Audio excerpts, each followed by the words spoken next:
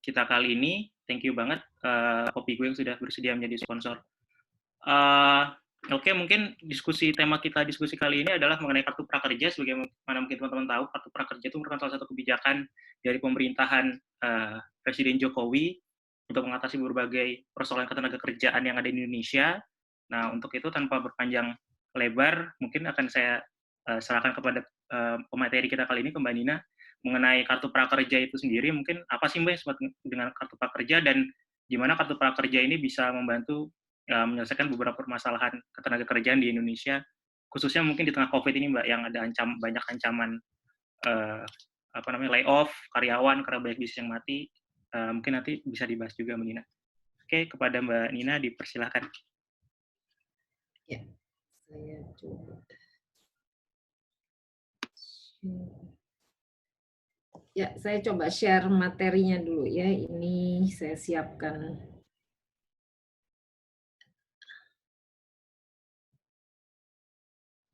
Ya, sudah terlihat ya di presentasi? Ya, sudah Mbak.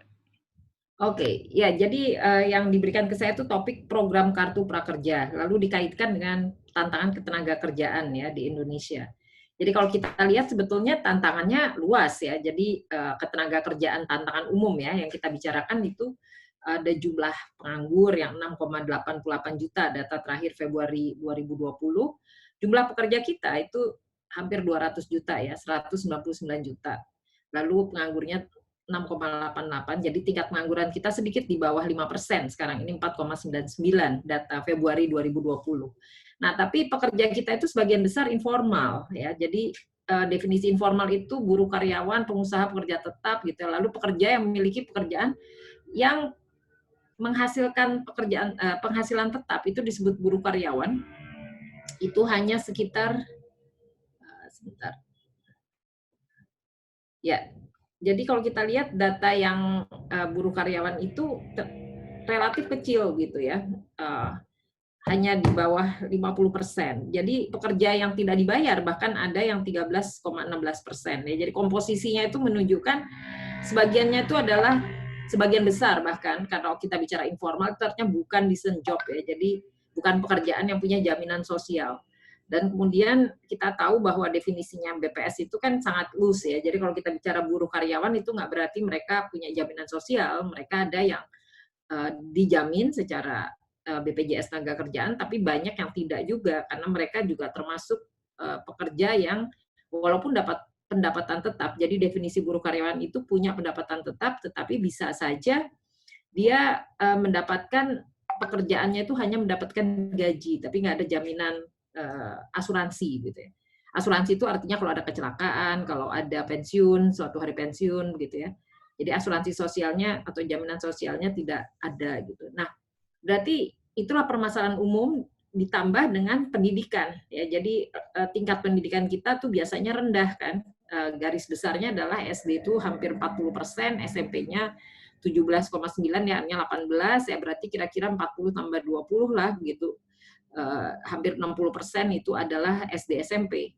Nah, sisanya itu baru kita bicara SMK, SMA itu sekitar 11 tambah 19 ya, jadi 30%. Nah, sisanya lagi itu baru pendidikan tinggi, hanya sekitar 10%. Jadi bisa dibayangkan ketimpangan jenis keahlian. Nah, itulah tantangan umum. Nah, karena ada COVID, maka itu lebih buruk lagi, karena pada jangka yang sangat pendek ini, peningkatan penganggurannya akan berat gitu ya. Ada 2 skenario yang diberikan pemerintah ya dari APBN-nya yang sekarang sedang dihitung-hitung. Kalau skenario berat itu dengan pertumbuhan sekitar 2% lah, 2,9 gitu persen, itu skenarionya 2,9 juta tambahan pengangguran. Tapi kalau lebih berat lagi, kalau kita minus pertumbuhannya, maka skenarionya bisa di kisaran tambahan ya, tambahan pengangguran itu 5 juta. Padahal sekarang sudah 6,88. Nah, dengan demikian itulah tantangan terbesar kita kan. Dalam jangka pendek apa yang bisa dilakukan. Nah, kartu prakerja itu sendiri sebetulnya hanyalah pengembangan kompetensi. Jadi kalau kita lihat pengembangan kompetensi itu artinya pengembangan kompetensi itu artinya bukan untuk otomatis bisa kerja, itu hanya memberikan pelatihan berupa bantuan biaya, tapi lalu ada insentifnya gitu ya. Jadi itu definisi yang kita ambil dari websitenya ya. Jadi program pengembangan kompetensi berupa bantuan biaya yang ditujukan untuk pencari kerja. Nah, ini pada dasarnya pekerja ter-PHK termasuk yang mencari kerja. Atau pekerja yang membutuhkan peningkatan kompetensi. Jadi bisa juga pengusaha kan, yang UMKM yang dalam jangka pendek ini nggak bisa berusaha, tapi dia mau pindah, switch ke tempat yang lain gitu ya, bisnis yang lain, karena dalam jangka pendek juga sulit. Jadi kita lihat sebetulnya pada umumnya ini, tetapi ternyata menjadi sangat berat ketika ada PHK. Nah, tadi dikatakan bahwa tambahan PHK-nya itu kan yang membuat sangat berat. Jadi tahapannya sendiri kalau kita lihat ada 7 tahap ya untuk mendapatkan program kartu prakerja. Ada pendaftarannya, ada seleksi, kemudian kita milih pelatihan, ikuti pelatihan, lalu beri ulasan, baru dapat insentif. Ya. Jadi kita lihat di sini yang menarik adalah insentifnya 600.000 dikali 4 bulan, itu yang direct berupa uang, tapi nanti kalau udah ikut pelatihan, dan ada insentif pasca surveinya. Mengisi survei masing-masing 50.000 jadi dapat 150. Nah, total insentifnya 2,4 ditambah 150 jadi 2,55 sementara pelatihannya dinilai 1 juta. Ya, nah ini tahapan program pekerja. Tapi kita lihat itu sebetulnya sudah bergeser dari jumlah model awalnya yang tadinya hanya 10 triliun dengan peningkatan kompetensi calon pekerja juga ya. Jadi tadinya awalnya lebih umum gitu ya sifatnya dan tidak banyak, tapi begitu kena Covid kita tahu ini alokasi dananya ditambah jadi 20 triliun, kira-kira targetnya ya sekitar 5,6 juta lah, karena per orangnya menjadi naik 3,55 juta ya. Jadi artinya ada penambahan jumlah dana per orang. Nah, dari yang sebelumnya, berarti yang kita lihat biaya pelatihan itu 1 juta, insentif 2,55. Jadi apa yang berubah dengan adanya revisi APBN ya jumlah yang tadinya diterima sekitar 400.000 itu jadi 600 dan kemudian prioritasnya itu ditekankan bagi yang terkena PHK. Kalau kita dengar berkali-kali akibat pekerjaannya PHK atau pekerja yang terdampak. Nah, yang terdampak ini nggak harus di PHK, tapi penghasilannya dia bisa aja nggak di PHK, tapi dia nggak dapat penghasilan lagi karena dirumahkan misalnya. Jadi penghasilan dia yang terbesar hilang, atau bisa aja lalu cuti sementara itu yang nggak dapat uang juga. Jadi kita istilahnya sekarang tuh tidak harus PHK karena bisa aja dia tetap bekerja hanya dianggap cuti lalu nggak digaji. Itu pun sebetulnya bisa dia dapat melamar ya, tapi harus jelas dia dirumahkan gitu. Nah ini kan hal-hal yang menjadi lebih berat ya. Jadi artinya menyeleksinya akan lebih berat. Dan saat ini sudah 8,4 juta dari laporan yang di media kita dapatkan yang mendaftar. Dan targetnya kan nggak sebesar itu, udah di atas dari jumlah alokasi dana kan sebetulnya. Dan gelombang pertama sudah diumumkan kemarin bertahap ya, karena akan diberikan sampai November begitu kan. Jadi saat ini 8,4 juta, tapi diumumkannya bertahap. Dan yang pertama udah 22 April, nanti setiap 1-2 minggu lah begitu ya, sampai November. Dan setiap tahapan itu dialokasikan sebagian-sebagian. Jadi kartu prakerja sendiri bukan istilahnya saja kartu, tapi ini kode 16 angka sebetulnya. Jadi kita masukkan account dan kemudian kita terima digital platform pelatihan ya. Jadi kita masuk lalu kita memilih pelatihannya sendiri ada 8 yang sudah diketahui umum, itu ada Tokopedia, Bukalapak, Skill Academy, mau belajar apa, Haruka Edu ya, Pijar Mahir, Pijat Mahir ya, ini kalau salah Pijar Mahir, Sekolahmu dan seterusnya gitu ya. Dan Sisnaker. Nah, jadi kita lihat aturannya sendiri loose ya, sebetulnya hanya warga negara Indonesia minimal berusia 18 tahun sedang tidak menempuh pendidikan formal, itu umumnya yang diberikan. Tapi yang kita tahu yang secara lebih detail tapi mungkin tidak terlalu tulis secara jelas, sebetulnya harus bisa menggunakan ponsel tentu saja dengan email. Nah, berarti kita lihat ini mulai terseleksi kan, orang yang nggak bisa mendaftar kalau dia nggak bisa gunakan email ya nggak masuk gitu, atau nggak bisa pakai ponselnya untuk masuk pakai email kan. Lalu dia masukkan daftar sekarang gitu ya, lalu menunggu verifikasi karena akan diseleksi dulu baru nanti diberitahu lewat email. Lalu yang juga harus kita tahu secara tidak tertulis mungkin di situ dikasih tahu bahwa akan upload foto selfie wajah dengan KTP, jadi harus bisa masuk dan mendaftar memakai foto tadi, kalau nggak ada juga pasti hilang diseleksinya kan dengan foto yang cukup jelas gitu ya. Lalu tidak sedang bersekolah atau menempuh pendidikan. Nah, ini juga penting karena sebetulnya kan memang untuk yang cari kerja begitu. Jadi kalau dia sekolah itu artinya dia kegiatan utamanya bukan bekerja atau mencari pekerjaan ya. Jadi dibedakan ini angkatan kerja dan bukan angkatan kerja. Jadi ini betul-betul harus yang angkatan kerja. Kalau sedang bersekolah itu artinya bukan angkatan kerja. Jadi kita lihat target marketnya ini memang angkatan kerja. Dan kemudian biaya pelatihannya itu diberikannya lewat e-wallet. Ya, jadi artinya tidak berupa cash langsung, tetapi nanti dimasukkan yang bisa saja dengan link aja OVO atau GoPay gitu, kerjasamanya hangus jika 30 hari tidak digunakan ya untuk pelatihan. Nah, jadi ada proses yang harus diikuti kan untuk bisa masuk dan mendaftar dulu. Nah, kemudian persoalan kita terbesarnya itu justru pada proses ini kan gitu ya. Jadi kita sadar bahwa kartu prakerja dipakai tadi targetnya memang bukan untuk lapangan pekerjaan, tapi ini kompleksitas permasalahannya kan luas, bahwa ada masalah, ada pengangguran dan ada juga pengangguran terselubung kalau bahasa ekonomi. Jadi kenapa pengangguran terselubung? Karena di atas kertas dia penganggurannya kecil sekali, angka kita tadi cuma 6,88 juta gitu kan. Ya, jadi yang diperkirakan pun ada tambahan itu pengangguran terbuka. Tadi kita berikan angka bahwa ada pekerja keluarga yang tidak digaji, tapi dia bekerja dianggap, itu artinya terselubung gitu kan. Jadi kita lihat di Indonesia pekerjaan informal ini semacam basis untuk kita analisis lebih lanjut mana yang dianggap pengangguran terselubung. Di dalam pekerja informal itu ada yang namanya pekerja keluarga misalnya. Dan juga ada yang pekerjaan yang lepas, yang kalau ada di kota itu konstruksi, dia bekerja. Kalau nggak ada, dia balik ke desa pada saat panen. Nah, itu juga pekerja lepas gitu ya. Itu pun masuk informal. Jadi kita lihat benar di atas kertas pengangguran terbukanya 6,88. Artinya substansi dari pekerjaan itu besar sekali permasalahan pekerjaannya itu. Apa? Yaitu ada pengangguran terbuka plus ada pengangguran terselubung istilahnya. Padahal secara konsep kartu prakerja ini hanya untuk membantu mencari pekerjaan gitu. Jadi kartu prakerja ini kan jangka pendek sekali, diutamakan bagi yang terkena PHK saat ini berupa insentif tadi 2,55 juta yang diterimanya bertahap nanti kalau dia udah ikut pelatihan. Dan juga para pengusaha UMKM bisa begitu ya mendaftar ini. Jadi dibuka memang bagi pekerja formal yang terkena PHK atau informal gitu kan. Hanya problemnya ada proses seleksi. Tapi ingat bahwa ini bukan sekedar mengatasi pengangguran terbuka ya, atau pengangguran terselubung juga tidak mengatasi gitu. Jadi ini persoalan jangka pendek.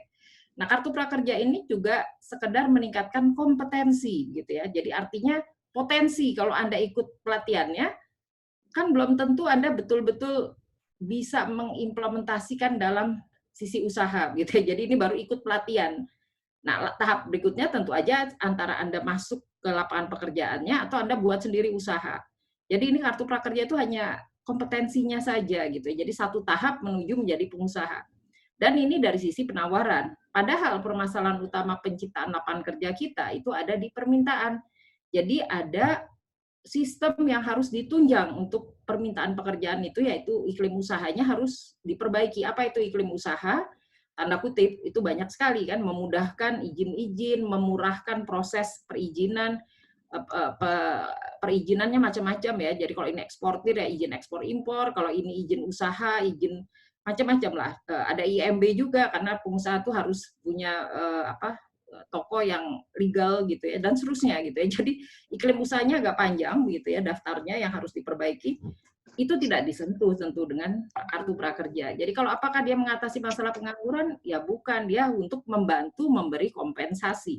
Nah, persoalannya dari sisi implementasi yang sering diangkat sekarang, yaitu proses Anda mendapatkannya dan kenapa alokasi dananya segitu gitu ya. Apa segitu? Ya maksudnya gini, ada alokasi yang 2,55 juta itu kepada pekerja. Tapi efisiensi alokasi dana pelatihan 1 juta itu ditanyakan kan di titik mahal apa murah begitu kan. Kalau hanya pelatihan online bukannya bisa gratis tuh dibuka YouTube aja banyak begitu kan. Jadi ini adalah pertanyaan tentang efisiensi alokasi dana pelatihan. Itu persoalan implementasi yang diributkan sekarang. Kenapa? Karena 1 juta itu dianggap mahal dibandingkan kalau dia ikut pelatihan gratis yang ada di YouTube. Di mana YouTube itu kan aksesnya siapa aja bisa, mau belajar masak bisa, belajar apapun, pelatihan apapun gitu ya. Bahkan kalau kita lihat sekarang banyak sekali apa segala macam hal bisa dicari dan gratis gitu kan. Jadi kenapa harus 1 juta? Itu adalah pertanyaan tentang dana. Yang kedua, kenapa 8? Tadi 8 tuh pemasok pelatihannya. Mitra pemasok pelatihan itu. Jadi yang tadi disebutlah ada Tokped, Tokopedia, ada apa Ruang Guru begitu kan dan seterusnya. Itu dipertanyakan proses pemilihan mitra, apakah setiap pengusaha bisa jadi mitra begitu kan, ada proses seleksi, ini kan tidak terbuka. Ya, dan yang ketiga tentu aja proses seleksi penerimaannya. Ya, jadi tadi ada syarat, tapi syarat ini bagaimana? Lalu ditunjukkan ada orang yang ya sebetulnya nggak butuh-butuh amat tapi bisa dapat nih gitu ya. Jadi ketiga hal ini menjadi persoalan sisi implementasi.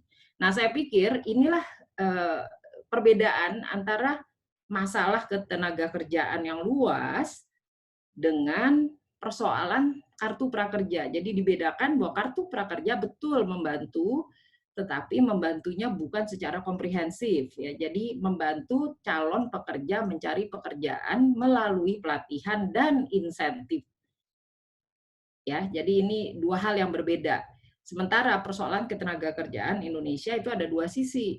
Persoalan penawaran yang dibantu oleh kartu prakerja ini dan persoalan penciptaan lapangan kerja yang sekarang menjadi persoalan besar karena PHK terjadi akibat sisi produksi atau penciptaan lapangan kerjanya terhambat karena ada PSBB, karena semua negara menutup pintu dari alokasi transportasi. Jadi kita lihat di sisi transportasi udara misalnya itu kan lapangan kerja kan. Tiba-tiba pilotnya terpaksa dirumahkan gitu ya, atau pramugarinya dan lain-lain gitu ya. Itu dari sisi pekerja di pesawat udara itu. Nah, sementara transportasi laut juga demikian, transportasi darat ini tanda kutip nggak boleh mudik gitu. Jadi kita lihat ini adalah hal-hal sisi permintaan pekerja yang bukan substansi untuk diatasi lewat kartu prakerja. Nah, apa yang harus dilakukan ya tadi, memang bisa pengusahanya ikut pelatihan kalau UMKM tadi kan. Tapi kan ini persoalannya pengusaha-pengusaha besar ini yang kena. Jadi model lain lagi begitu ya. Jadi lihat bahwa substansi dari konteksnya kartu prakerja itu mengatasi sebagian dari sisi penawaran pekerja, sementara permasalahan dari sisi permintaan pekerja itu adalah persoalan yang harus diatasi jangka menengah, jangka pendek dan menengah gitu. Jangka pendeknya adalah bantuan usaha UMKM, bantuan modal, kemudahan izin gitu ya. Itu adalah sisi pengusaha, dan kalau yang menjadi kelas menengah dan atasnya dia perlu bisa naik kelas dan seterusnya gitu ya. Tidak tersentuh oleh kartu prakerja, tetapi lebih kepada persoalan sisi produksi, ya persoalan ekonomi yang menarik lapangan pekerjaan. Nah, saya pikir itu adalah konteks ya untuk judul benarkah kartu prakerja ini membantu begitu penciptaan lapangan kerja? Ya bisa kalau benar-benar para pekerja ini mendapatkan ilmu yang bisa diimplementasi. Ya. Sementara tanpa kartu prakerja pun, jadi mungkin banyak yang ditolak kan, karena tadi yang lamar 8,4 begitu, yang bakal diterima mungkin sekitar 5,6 kan, katakanlah 6 juta kira-kira, itu masih banyak yang gratis pelatihan gitu, yang nggak dapat cuman insentifnya. Kalau pelatihan di Google gratis banyak gitu, di YouTube ada ya, jadi kita bisa search. Dan juga yang paling penting bukan sekedar pelatihan, tapi implementasi untuk jadi pengusaha ya. Jadi persoalan implementasi lapangan pekerjaan itu adalah menciptakan lapangan kerjanya yang jadi penting. Ya, jadi itulah kedua sisi yang saya bisa lihat dari persoalan kartu prakerja dengan ketenaga kerjaan di Indonesia. Oke, saya stop sampai sini. Saya kembalikan ke Haikal. Saya kembalikan ke moderator lagi ya. Ini adalah pembukaan untuk substansi. Sebentar.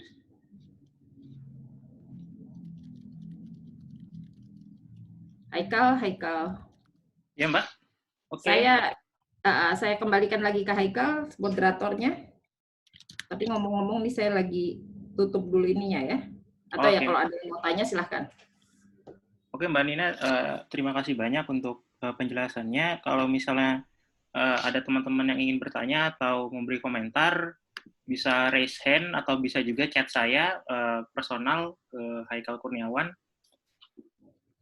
Thank you banget Mbak Dina untuk penjelasannya. Ya tadi sebenarnya yang saya sempat kepikiran itu yang tadi sempat Mbak Dina singgung ya, banyak banget misalnya pelatihan-pelatihan yang memang lebih efisien, yang memang bisa dapetin gratis kan dari media sosial, dari YouTube dan dari Google, yang sebenarnya ya Ya, dan apa namanya pelatihan-pelatihan itu bisa saja justru lebih bagus daripada pelatihan-pelatihan yang yang include di program kartu prakerja ini kan, karena mungkin topiknya lebih apa namanya lebih banyak, terus bidang-bidangnya juga lebih luas. iya Uh, betul. ini Mbak ada salah satu masuk pertanyaan lewat personal chat ke saya dari Mas Rifki. Mas Rifki ini peneliti di Indonesia Institute, peneliti bidang ekonomi. Uh, Rifki nanya, kalau ternyata cuma buat kompensasi aja, kenapa nggak langsung dikasih ke bansos atau berupa BLT? Nah, kalau menurut Mbak Nina gimana? Kira-kira lebih bagus yang mana dan kenapa nggak bansos aja? Ya, konteksnya ini bukan untuk kompensasi. Sebetulnya awalnya, jadi tadi Mai saya coba jelaskan, sebelum adanya COVID 2019 ini memang sudah ada alokasi untuk kartu prakerja, begitu kan? Dan ini merupakan janji politik kalau kita ingat kan di saat kampanye yang lalu bahwa akan ada program prakerja, begitu kan? Jadi ini sudah masuk sebelum pandemi COVID ya. Tapi begitu ada COVID, ini lebih tegas bahwa ini untuk korban PHK. Lalu ditambah lagi dananya dari 10 triliun jadi 20 triliun gitu ya. Jadi niat awalnya memang untuk peningkatan kompetensi calon pekerja 10 triliun. Itu di tahun lalu kan sudah disetujui sekitar Desember atau November ya. Nah, COVID-nya kan baru keluar Maret. Lalu ditambah di sini pertanyaannya, kalau seandainya memang mau membantu, kenapa nggak titik berat di sana? Tapi kalau di sini dengan adanya kartu prakerja, itu dia membantu plus pelatihan gitu loh. Ya, jadi saya lihat itu blurnya di situ ya. Jadi jawabannya tentu pertama sepenuhnya dana 2,55 tadi itu yang untuk insentif. Pada dasarnya dulu pun sudah ada insentifnya pada saat 10 triliun tadi. Cuma jumlahnya seingat saya nggak 600.000, 400.000 seingat saya sekitar gitulah gitu ya. Jadi artinya 2 juta kali 5 juta mungkin sekitar gitu, 5 juta targetnya kali 2 juta kan kalau itu 400 tadinya. Alokasi awalnya 400.000 per orang gitu ya. Kalikan 3 bulan gitu kira-kira sekitar itulah gitu ya. Tapi intinya alokasi awalnya bukan 20 triliun. Nah, sekarang pertanyaannya tambahan 10 triliun ini kenapa menjadi titik berat di situ gitu ya. Kalau memang kartu prakerja itu memang untuk didesain untuk hanya kompetensi calon pekerja yang bukan ada COVID, jumlah 10 triliun pun cukup gitu kan.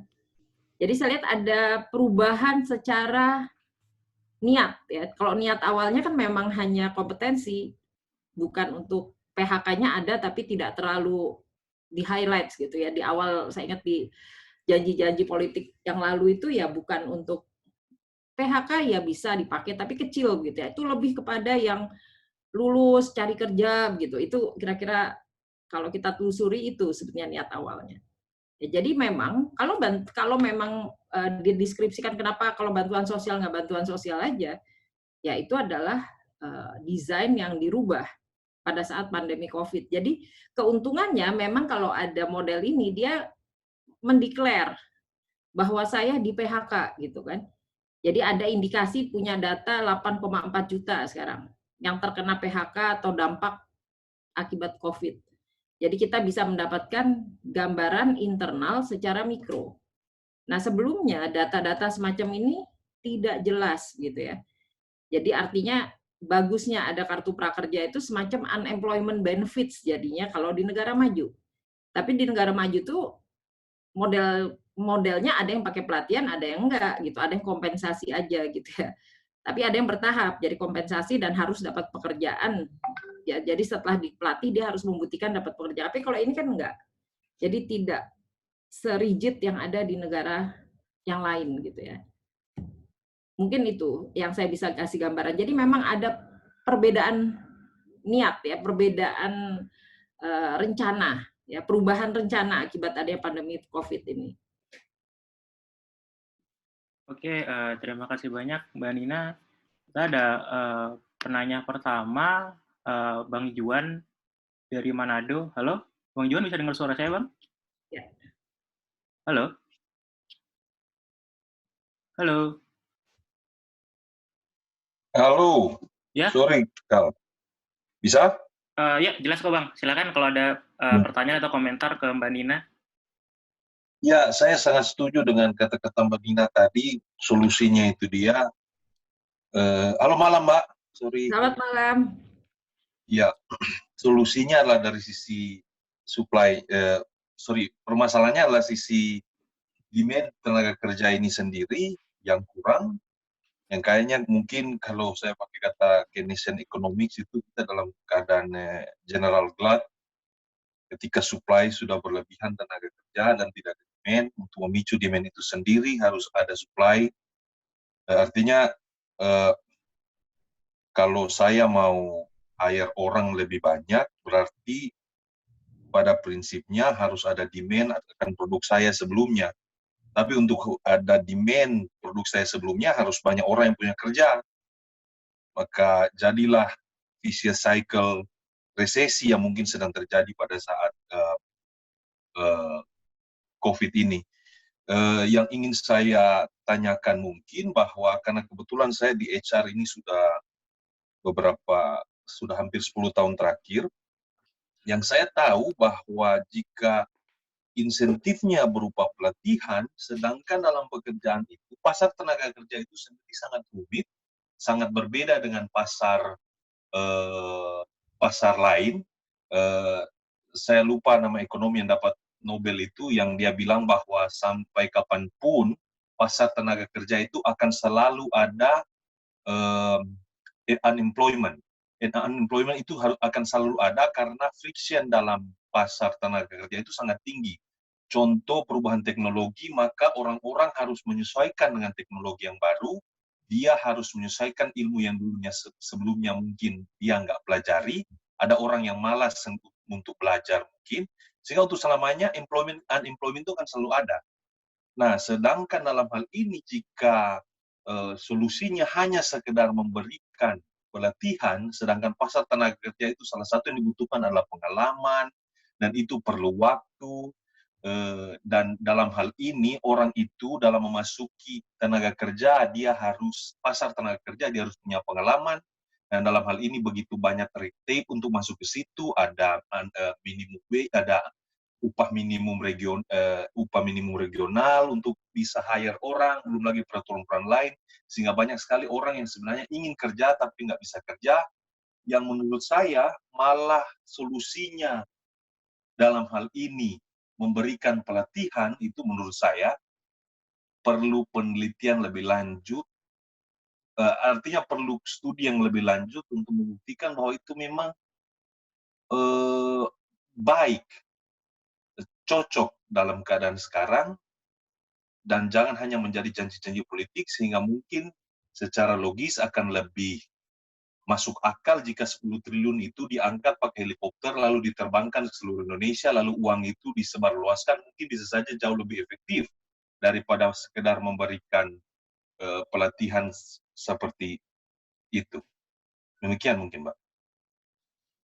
Oke, thank you Bang Juan. Mungkin Mbak Nina tanggapan atau jawabannya?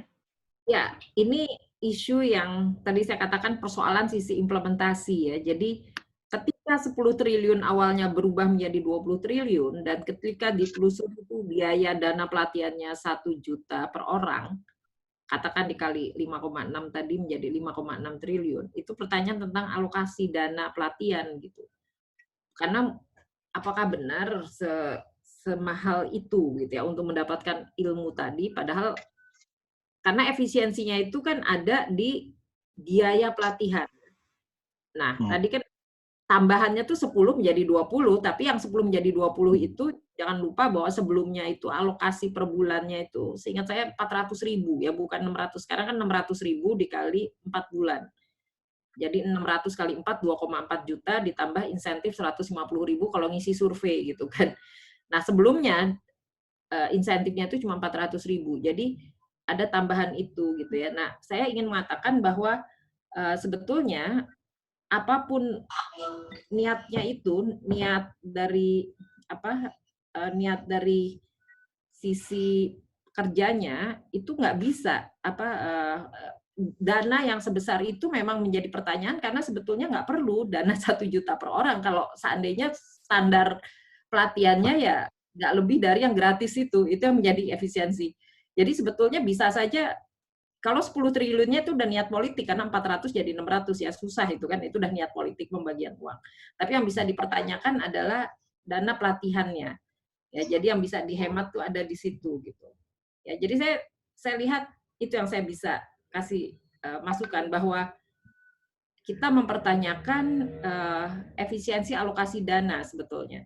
Tapi kalau dari sisi 400 jadi 600 itu niat memberikan insentif. Jadi ada 2 niat di sini kan di dalam kartu prakerja. Ada 2,55 juta plus 1 juta gitu. Nah, yang 1 juta ini bisa dihemat sebetulnya. Tapi yang 2,55 ini kan sifatnya direct kepada yang terdampak tadi ya. Nah, ini sifatnya niat memberikan bantuan gitu. Ya, jadi ini 2 yang digabung. Nah, memang basisnya benar seperti yang disebutkan Mas Juan tadi bahwa benar bahwa kalau perlu pelatihan kan jelasnya pelatihan untuk mengubah lapangan kerja. Nah, kita lihat benarkah besok sifat lapangan kerja akan online semua gitu ya. Jadi ini kan pelatihannya pelatihan online. Ya, jadi kita lihat apakah ini menjadi blessing gitu ya, bahwa sekarang setiap orang yang ikut pelatihan tadi diasumsikan kalau lulus dia bisa bekerja online. Kalau dia buka bisnis, bisnis online gitu loh.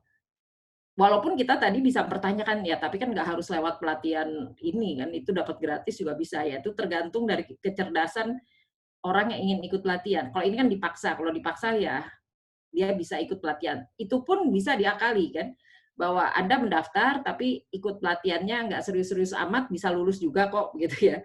Jadi tergantung niat Anda waktu ikut pelatihan yang gratis 1 juta ini.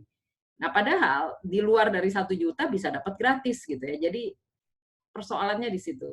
Ya, jadi siapa yang mengakses bahwa kalau dana pelatihan itu pelatihan yang berguna atau tanda kutip harus ada assessment nantinya bahwa betulkah pelatihan itu memberikan dampak kepada yang terkena, karena ini cuma peningkatan kompetensi, bukan pencapaian untuk masuk ke lapangan kerja. Ya, jadi kalau kita lihat dia udah ikut pelatihan, ya belum tentu juga dia dapat pekerjaan gitu, atau belum tentu juga dapat menciptakan pekerjaan. Jadi niat dari pelatihannya tuh apa desainnya? Ya, kalau kita lihat sekedar kompetensi itu pun assessment terhadap kompetensinya kan sangat sederhana, langsung dapat sertifikat pernah mengikuti pelatihan gitu ya. Tapi tidak sertifikat yang mengatakan dia kompeten atau tidak. Kalau dia kompeten dia harus ikut assessment yang lain gitu ya. Ahli apa gitu ya. Itu yang jadi desain dari pelatihannya sendiri kita belum jelas gitu ya. Mana yang kalau dia ikut pelatihan dianggap sukses kalau apa gitu. Ini kan sekedar hadir gitu ya. Hadir pun bisa diakalin gitu. Ini persoalan-persoalan implementasinya ya. Jadi ketidakjelasan target, efisiensi dananya, sehingga sebetulnya kalau memang mau bantuan bisa aja dialihkan, saya sepakat gitu. Tapi kan kalau kita dengar seolah-olah di sini akan mengubah setelah COVID ini, besok kita akan hidup seperti saat COVID, yaitu kita online semua gitu ya. Jadi orang terpaksa nanti bekerja itu harus mampu online. Ya, nah dengan asumsi seperti itu maka pelatihannya pelatihan online, pelatihan daring, ya, sistem daring. Ya, nah ini menarik ya. Kenapa? Karena kan semua dengan asumsi ya dianggap sukses kalau Anda ikut pelatihan ini Anda mampu membuka bisnis online gitu ya. Apapun, marketing online. Anda bisa membuka berbagai sektor, baik itu sektor barang maupun jasa yang sifatnya online. Kalau jasa kan dia bisa membuka kursus, kalau dia ikut pelatihan tentang desain kursus, atau dia pelatihan menulis, dia bisa menulis pekerjaan online gitu. Jadi ini bridging dana besar-besaran yang diasumsikan semua orang yang ikut nantinya bisa melakukan bisnisnya secara online. Nah, apa itu cara asesnya? Kita belum terlihat gitu ya. Jadi benarkah mereka yang ikut assessment ini nanti sekian 5 juta orang ini kalau kita sampel lalu kita tes benar gitu ya, dia sukses membuka bisnis online gitu. Itu kan nanti ya setelah dampak dari pelatihan. Itu yang saya persoalkan. Ya, jadi saya sepakat bahwa memang bisa bisa dihemat dananya, ya bisa dialihkan, tapi itu niat politik semuanya karena ini anggarannya sudah disepakati gitu kan. Jadi ya tergantung Bapak Presiden aja. Bapak Presiden setuju dialihkan, akan beralih dia. Tapi karena kalau dia tidak setuju ya ini sudah niat politik memang untuk melakukan kegiatan pelatihan. Jadi saya bisa katakan ada sisi positif pelatihannya kalau dia betul-betul bisa mengubah perilaku orang berbisnis. Ya.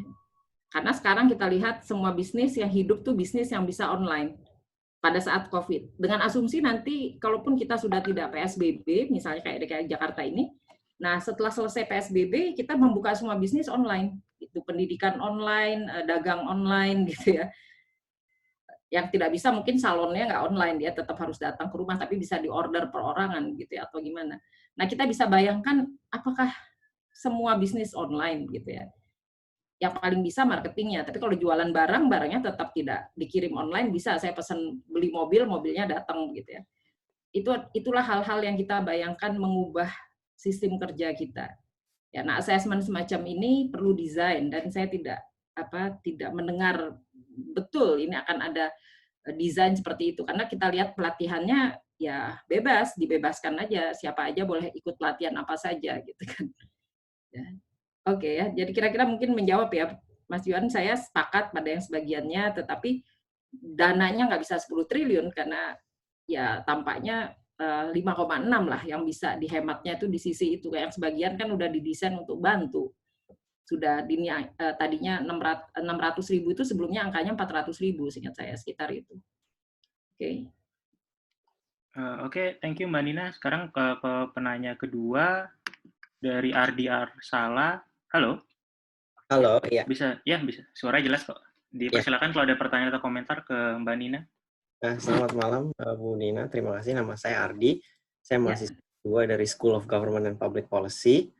Jadi minggu lalu atau 2 minggu yang lalu saya lupa, kami ada kuliah tamu dari Pak Panji Winantea Ruki, Direktur Komunikasi Prakerja.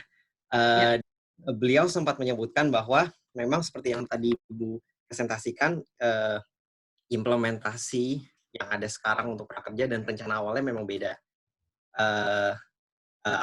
Kalau mengutip beliau langsung, beliau bilang in a perfect world we make perfect choices, in the real world we make real choices, berkaitan dengan bagaimana prakerja ini kemudian diimplementasikan. Pertanyaan saya sebenarnya sederhana aja, dengan ada latar belakang tersebut, beda antara rencana dan implementasi, apakah nanti selesai PSBB ini akan ada reintegrasi kembali ke rencana awal dari prakerja dan apakah itu memungkinkan?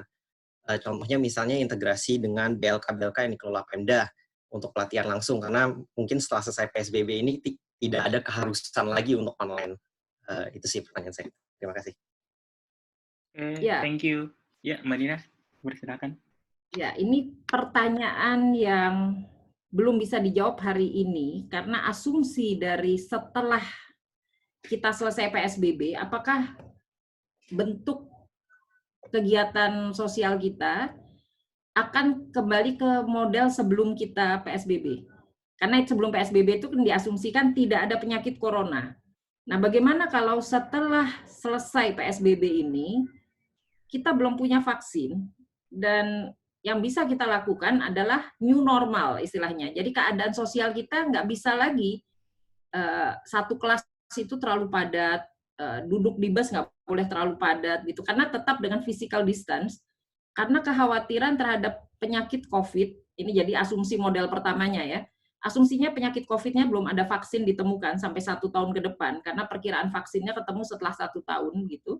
Artinya, setelah kita selesai PSBB, katakanlah ada desain nanti Juni sudah mulai dilonggarkan PSBB-nya, itu kita tidak kembali kepada normal pada saat bulan Februari sebelum Maret diumumkan adanya penyakit COVID di Indonesia. Artinya apa? Kita nggak boleh lagi kumpul beramai-ramai, duduk rapat gitu ya, secara jaraknya kurang dari 1 meter gitu kan, atau bersinggungan. Kenapa? Karena penyakitnya belum hilang gitu ya. Jadi artinya kita punya asumsi jaraknya itu tetap ada, physical distancing gitu. Nah, apa yang terjadi? Berarti kalau Anda mau pakai BLK pun kapasitasnya menjadi lebih longgar gitu ya. Tadinya satu kelas 20 atau 30, sekarang hanya boleh 10 orang atau 15. Jadi artinya separuh dari kapasitas awal gitu. Atau satu kelas 40 jadi satu kelas 20 karena duduknya 1 meter jaraknya gitu minimal gitu ya. Bisa dibayangkan seperti itu. Nah, kalau itu yang terjadi, maka biayanya akan naik. Ya, jadi artinya saya ingin mengatakan model hidup kita tidak kembali kepada normal yang kemarin di masa bulan Februari, tapi new normal, normal yang baru setelah kita anggap penyakit ini adalah sesuatu yang harus kita terima karena belum ada obatnya. Nah, kalau yang Anda bicarakan adalah yang model kedua, di mana kita bisa kembali ke masa Februari yang lalu, itu dengan asumsi vaksin sudah bisa ditemukan. Kita sudah bisa menemukan cara supaya hidup kita bisa berdesak-desakan lagi gitu ya. Nah, ini biaya pelatihannya modelnya bisa beda gitu kan. Jadi desain dari masa depan itu tergantung asumsi kita tentang masa depan. Nah, bicara soal biaya pelatihan itu tergantung kalau kita pakai bahasa hitung-hitungan ekonomi kan satu kelas isinya berapa kalau pakai kelas kan. Misalnya pelatihannya tentang bengkel gitu ya. Kan nggak bisa online benerin mobil masa online sih, kan harus Anda datang lihat mobilnya gitu, ngetes gitu. Bisa dilakukan, tapi jaraknya nggak boleh satu mobil dikerumunin orang 10 orang, hanya boleh satu mobil mungkin 2-3 orang gitu kan, atau 5 orang paling banyak belajar untuk menjadi montir begitu kan, untuk membangun bengkel. Nah, saya bayangkan itu yang mengubah biaya, karena biayanya menjadi lebih besar kan, untuk laboratori yang sifatnya kalau mau belajar bengkel, atau mau belajar mesin bubut, atau mau belajar yang sifatnya kesehatan itu dia harus pakai laboratorium gitu kan, dan seterusnya begitu ya. Jadi ini ada pelatihan yang desainnya menjadi lebih mahal. Nah, biayanya kalau kita lihat sebelum COVID itu kan biayanya tadi 2 juta kali 5 juta, seingat saya sekitar itu. Jadi biayanya kecil waktu itu dihitung. Nah, ini menarik juga, kenapa lalu sekarang online jadi biayanya besar 1 juta per orang ya, begitu. Itu yang menjadi pertanyaan besarnya orang-orang sekarang. Ya, tapi kan kalau 1 juta per orang itu untuk pelatihan seperti apa gitu kan? Karena pelatihan yang membutuhkan laboratorium itu lebih mahal daripada kalau pelatihannya hanya di komputer. Jadi kalau di komputer kan otomatis yang diperlukan listrik aja nih, gitu ya, dengan komputernya, dengan internet. Tapi kalau Anda perlu pelatihan yang pakai bengkel, maka masalah bengkelnya menjadi biaya. Ya, jadi saya ingin mengatakan apakah bisa kembali, ya jawabnya tampaknya yang ada new normal. Asumsi ke depan itu adalah model ekonomi atau sosial yang kalau belum ada vaksinnya, hidup kita akan berjarak gitu ya. Jadi aturan-aturan menjaga kesehatan masyarakatnya masih tetap berlangsung, namanya physical distancing atau social distancing. Dan itu artinya biaya menjadi lebih mahal, ya. Itu satu hal. Nah, yang kedua, memang niat dari alokasi dana. Jadi kalau sudah begitu, maka pertanyaannya alokasi dananya seperti apa? Karena di sini persoalan besar kita, kan uangnya terbatas kok dipakai untuk sesuatu yang boros. Gitu. Nah, kalau nanti bulan Juni kalau udah dibuka PSBB-nya bagaimana? Ya, sangat tergantung apakah dana itu masih tersedia. Tadi kan ini sampai November. Jadi tersedia sampai November untuk tahun anggaran ini. Model pelatihan online ini akan berjalan terus ini desainnya sampai November kedengaran. Kalaupun ada perubahan nanti di bulan Juli itu apakah akan didesain pelatihan yang sifatnya tidak online lagi? Kita belum dengar ya sampai sekarang. Jadi mungkin saja ada perubahan bertahap kalau memang asumsi terhadap kesehatan kita bertahap. Ya perlu perhitungan yang lebih jelas di situ. Karena kalau ini kan dalam rangka terdesak dan banyak orang kena PHK, itu asumsinya maka kita berikan bantuan lah gitu. Ya jadi angkanya 2,55 juta itu PHK. Ya, yang jadi keributan adalah yang 1 juta itu gitu ya. Karena kursusnya sebanding nggak dengan kualitas kalau kita ikut Google tadi. Ya, yang model gratis gitu kan. Dan lalu pertanyaannya ya siapa yang bisa menikmati kursus ini dengan kualitas seperti apa? Oke, jadi kira-kira itu ya jawaban saya bahwa masa depan belum tentu sama dengan masa lalu. Jadi bulan Juni setelah PSBB bisa saja kehidupan sosial kita aturannya berubah dari saat kita Juli kemarin yang boleh berdesak-desakan, boleh batuk-batuk seenaknya, salaman, cipika-cipiki ya, cium kiri kanan gitu kan. Itu kan waktu itu kita asumsinya semua orang sehat. Kalau sekarang jangan-jangan ini OTG, orang tanpa gejala gitu ya. Kelihatannya dia sehat padahal dia membawa penyakit gitu kan. Jadi semua orang menjaga-jaga kan, salaman, cuci tangan gitu ya. Seperti itu. Kira-kira jelas penjelasannya atau masih perlu penjelasan lagi? Ya, cukup jelas. Terima kasih banyak, Bu. Ya. Oke, thank you Mbak Nina. Ini ada pertanyaan tadi yang masuk lewat chat dari Kevin. Bagaimana cara memastikan penerima kartu prakerja ini adalah mereka yang berada di dalam angkatan kerja? Ya, ini menarik karena memang data yang ada itu sangat terbatas. Ya, jadi jelas kalau dia angkatan kerja itu dia mencari pekerjaan asumsinya. Jadi kalau dia melamar kartu prakerja, kita berasumsi dia mencari pekerjaan. Berarti dia angkatan kerja gitu loh. Jadi kita asumsikan setiap orang yang melamar kartu prakerja adalah mereka yang berada dalam angkatan kerja.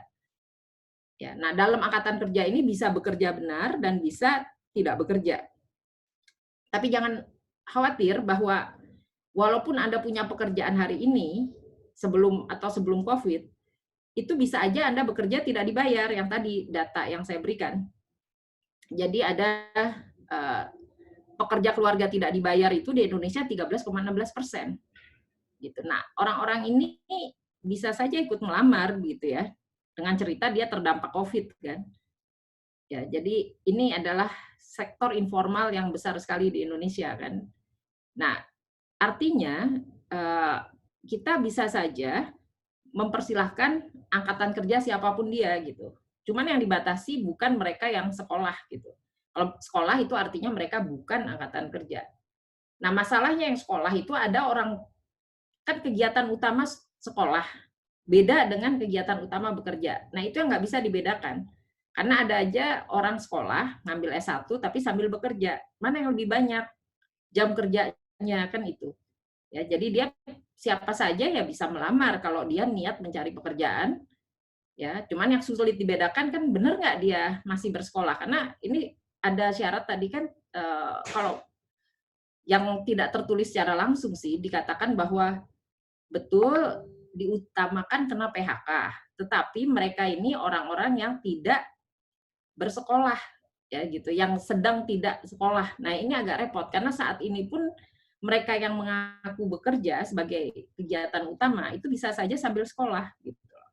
Jadi Anda tinggal mengatakan kegiatan utama saya bekerja gitu. Tapi kalau selalu Anda bilang kegiatan utama saya masih sekolah, nah Anda udah nggak bisa dapat kartu prakerja gitu karena dianggap bukan angkatan kerja.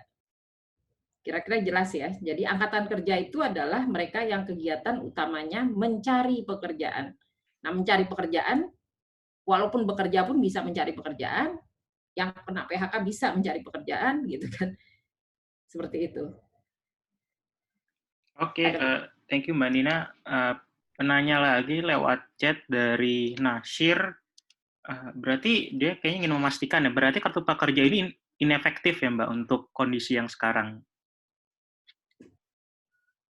Nah, ini kata-kata inefektif itu kan terhadap tujuan.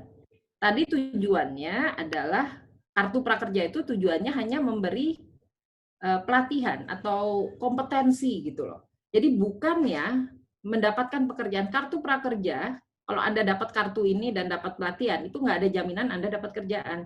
Dan juga nggak ada jaminan Anda ngelamar diterima kerja gitu ya. Karena ini namanya kartu prakerja. Sebelum bekerja Anda dikasih pelatihan. Hanya itu aja, pelatihan. Nah, apakah pelatihan itu bermanfaat bagi Anda? Itu menambah kompetensi kan asumsinya. Mudah-mudahan dia bermanfaat, karena bisa saja ada orang yang ngambil lalu dia hadir tapi nggak ngerti gitu kan. Nah, ini dia nggak bermanfaat, artinya ya dia dengar-dengar lah sedikit gitu kan di pelatihan. Tapi Anda bisa bayangkan kalaupun Anda dapat sertifikat, itu nggak berarti Anda ahli di situ. Ya, itu poinnya. Artinya Anda kalaupun dapat sertifikat, kita harus ada tes sertifikasi. Jadi tes keahlian. Kalau dia tes itu Anda lewat, baru Anda bisa betul dianggap mampu. Jadi contohnya ambil kursus bahasa Inggris.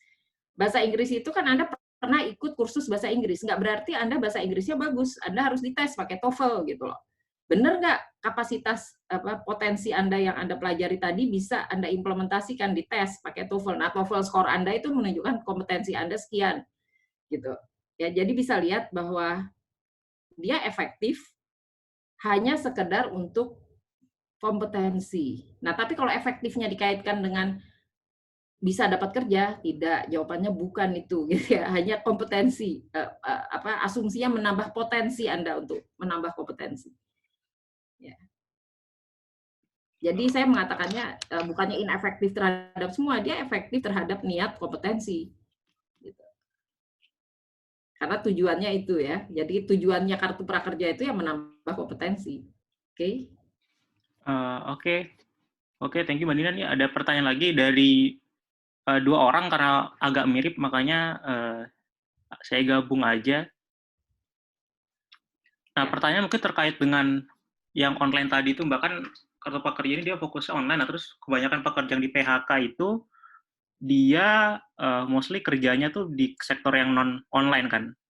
Nah itu apakah memang nanti mereka yang kerja di sektor yang non-online ini, mereka kemungkinan bisa kerja di yang sektor online dengan adanya kartu prakerja ini, karena kan mungkin kemampuan setiap orang kan beda-beda ya Mbak. Mungkin ada juga yang terbatas yang dia cuma bisa bekerja di yang sektor yang nggak online aja, yang sektor yang biasa aja. Nah, ini nanti mungkin bisa malah jadi ningkatin gap antara mereka yang mampu teknologi sama mereka yang nggak mampu dong, Mbak, dengan adanya kartu prakerja ini. Kalau standarnya sendiri aja ya, cukup yang online aja. Ya, ini jadi gini, kalau Anda ikut pelatihan online yang isinya adalah cara menggunakan komputer untuk jualan barang gitu ya, untuk marketing gitu kan. Jadi Anda ikut pelatihan marketing yang sistemnya online. Nah, Anda dapat ilmu yang menggunakan marketing online. Tapi kalau Anda ambil kursusnya misalnya belajar masak, masak itu Anda bisa lihat resepnya dan seterusnya lewat TV gitu kan, lalu belajar sendiri, jualannya tetap online gitu kan. Jadi ini beda kan, ilmunya yang Anda dapat hanya ilmu memasak. Tapi jualannya kan bisa online, bisa nggak online juga. Bisa buka warung di rumah, atau bisa jualan di rumah, tapi kirim barang. Jadi online jualan masakan, catering, gitu, online catering. Ya, nah, jadi kita bisa lihat bahwa tergantung sekali ilmu yang diambil itu di dalam pelatihan online, apakah untuk bisnis yang juga harus online, atau bisnis yang bisa dua-duanya, bisa online atau tidak online. Jadi saya kasih contoh tadi masak, kalau saya ambil kursus masak, maka saya bisa jualannya online, tapi bisa juga jualannya langsung di rumah, di garasi gitu loh, buka warung. Gitu ya. Jadi nggak harus semua pelatihan online itu nanti bisnisnya online, nggak harus. Bisa ya, bisa tidak artinya. Ya, jadi saya cuman, misalnya gini, saya ibu-ibu yang nggak biasa pakai komputer tapi atau HP, tapi anak saya bisa bantuin, oke coba nih ikut pelatihan nih. Anak saya yang SMA itu misalnya bisa bantuin saya untuk buka HP lalu baca pelatihannya, dengerin cara masak gitu kan, aja gitu aja kan, dia pakai HP-nya biasanya cuma buat chat gitu, sekarang bisa dengerin pelatihan. Nah, setelah dia dengerin pelatihan di HP dia itu, dia bisa masak lebih bagus, dia bisa buka warung aja di rumah, nggak harus itu online. Ya, jadi itu cerita tentang ilmunya itu. Jadi setiap yang mau mengambil pelatihan dia harus memilih nanti kira-kira dia mau apa. Misalnya sekarang dia pekerja pabrik, tapi karena pabriknya di PHK, ya udah saya buka warung di rumah deh. Cuman saya nggak biasa nih pakai HP untuk ini ya. Tapi kalau anak bisa bantu ya pakai HP deh buat kursus ini, kursus apa sih, ya udah ambil yang gampang lah, kursus masak gitu kan misalnya. Oke, nah itu yang bisa dipakai seperti itu. Jadi nggak harus. Tapi kalau ngambilnya lalu kursus yang marketing atau kursus yang apalagi kalau yang lebih hebat kan bisa coding gitu kan, bisa nulis online, itu semuanya online. Ilmu dagangnya online. Jadi misalnya kalau saya latihan menulis gitu kan, nah menulisnya itu kan membuat artikel, kalau saya jadi wartawan online gitu kan, bisa. Itu bisnis saya online pasti, karena saya kirim artikel, saya baca gitu dan seterusnya. Ya, kira-kira seperti itu ya. Jadi bisa dua-duanya. Sebetulnya pelatihan yang diambil nanti bisnisnya bisa online atau tidak, dan bisa bermanfaat atau tidak juga. Ya, bagi orang yang niatnya cuma mau dapat insentif 2,55 juta, ya dia dengerin aja pelatihan, dia dapat sertifikat, tapi belum tentu dia ngerti apa yang dia dengar, gitu. Karena ada tesnya kan ya, tesnya tinggal seberapa kompeten dia terhadap ilmu itu, ya. Dan itu bisa variasi gitu ya. Bisa aja dia memang udah bisa masak sebelumnya, jadi dia ikut aja kursus yang dia udah ngerti lah gitu. Jadi kalau dites saya udah ngerti gitu caranya. Ya, bisa aja ambil kursus yang nggak menambah gitu. Yang penting saya bisa jawab nanti kalau diuji gitu ya.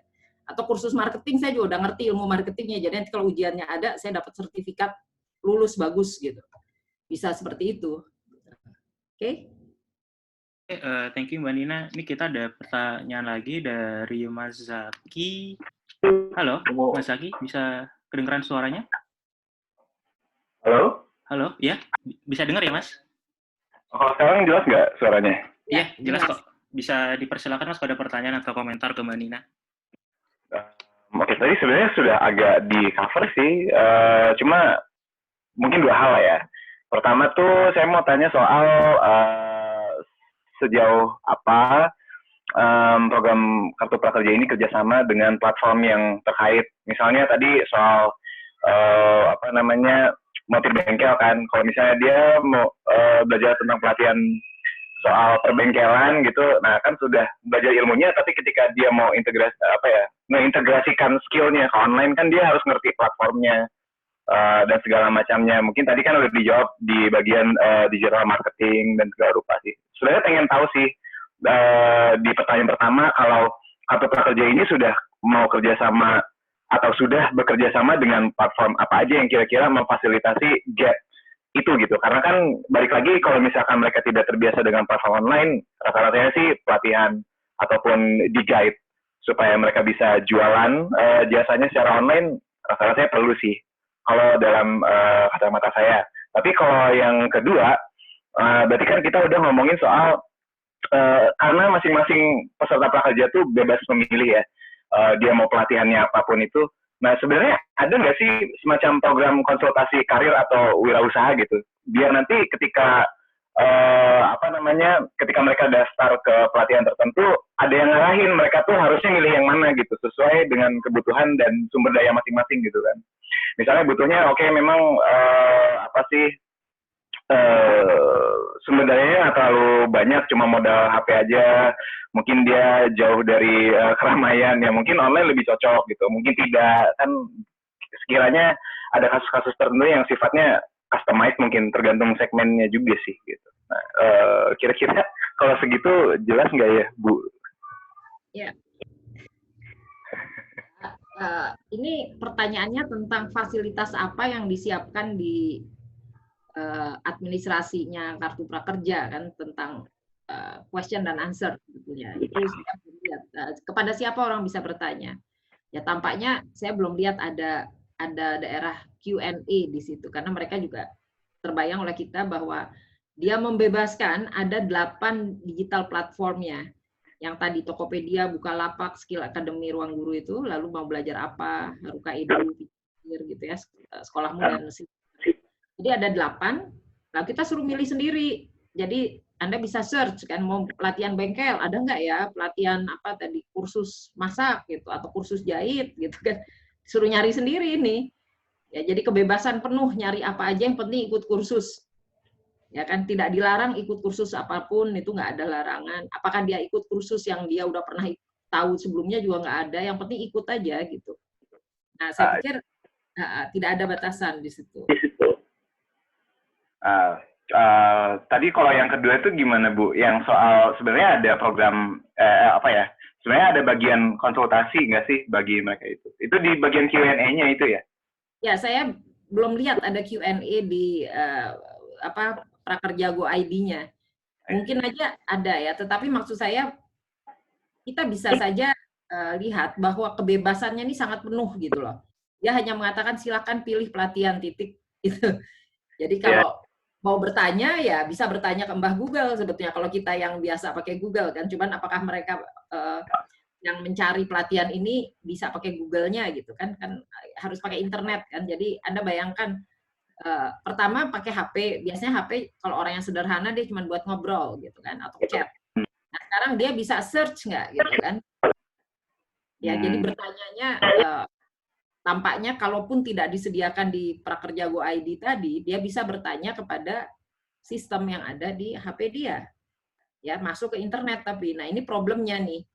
Jadi yang membantu ini setiap orang yang ada di sekitar orang yang mau melamar ini.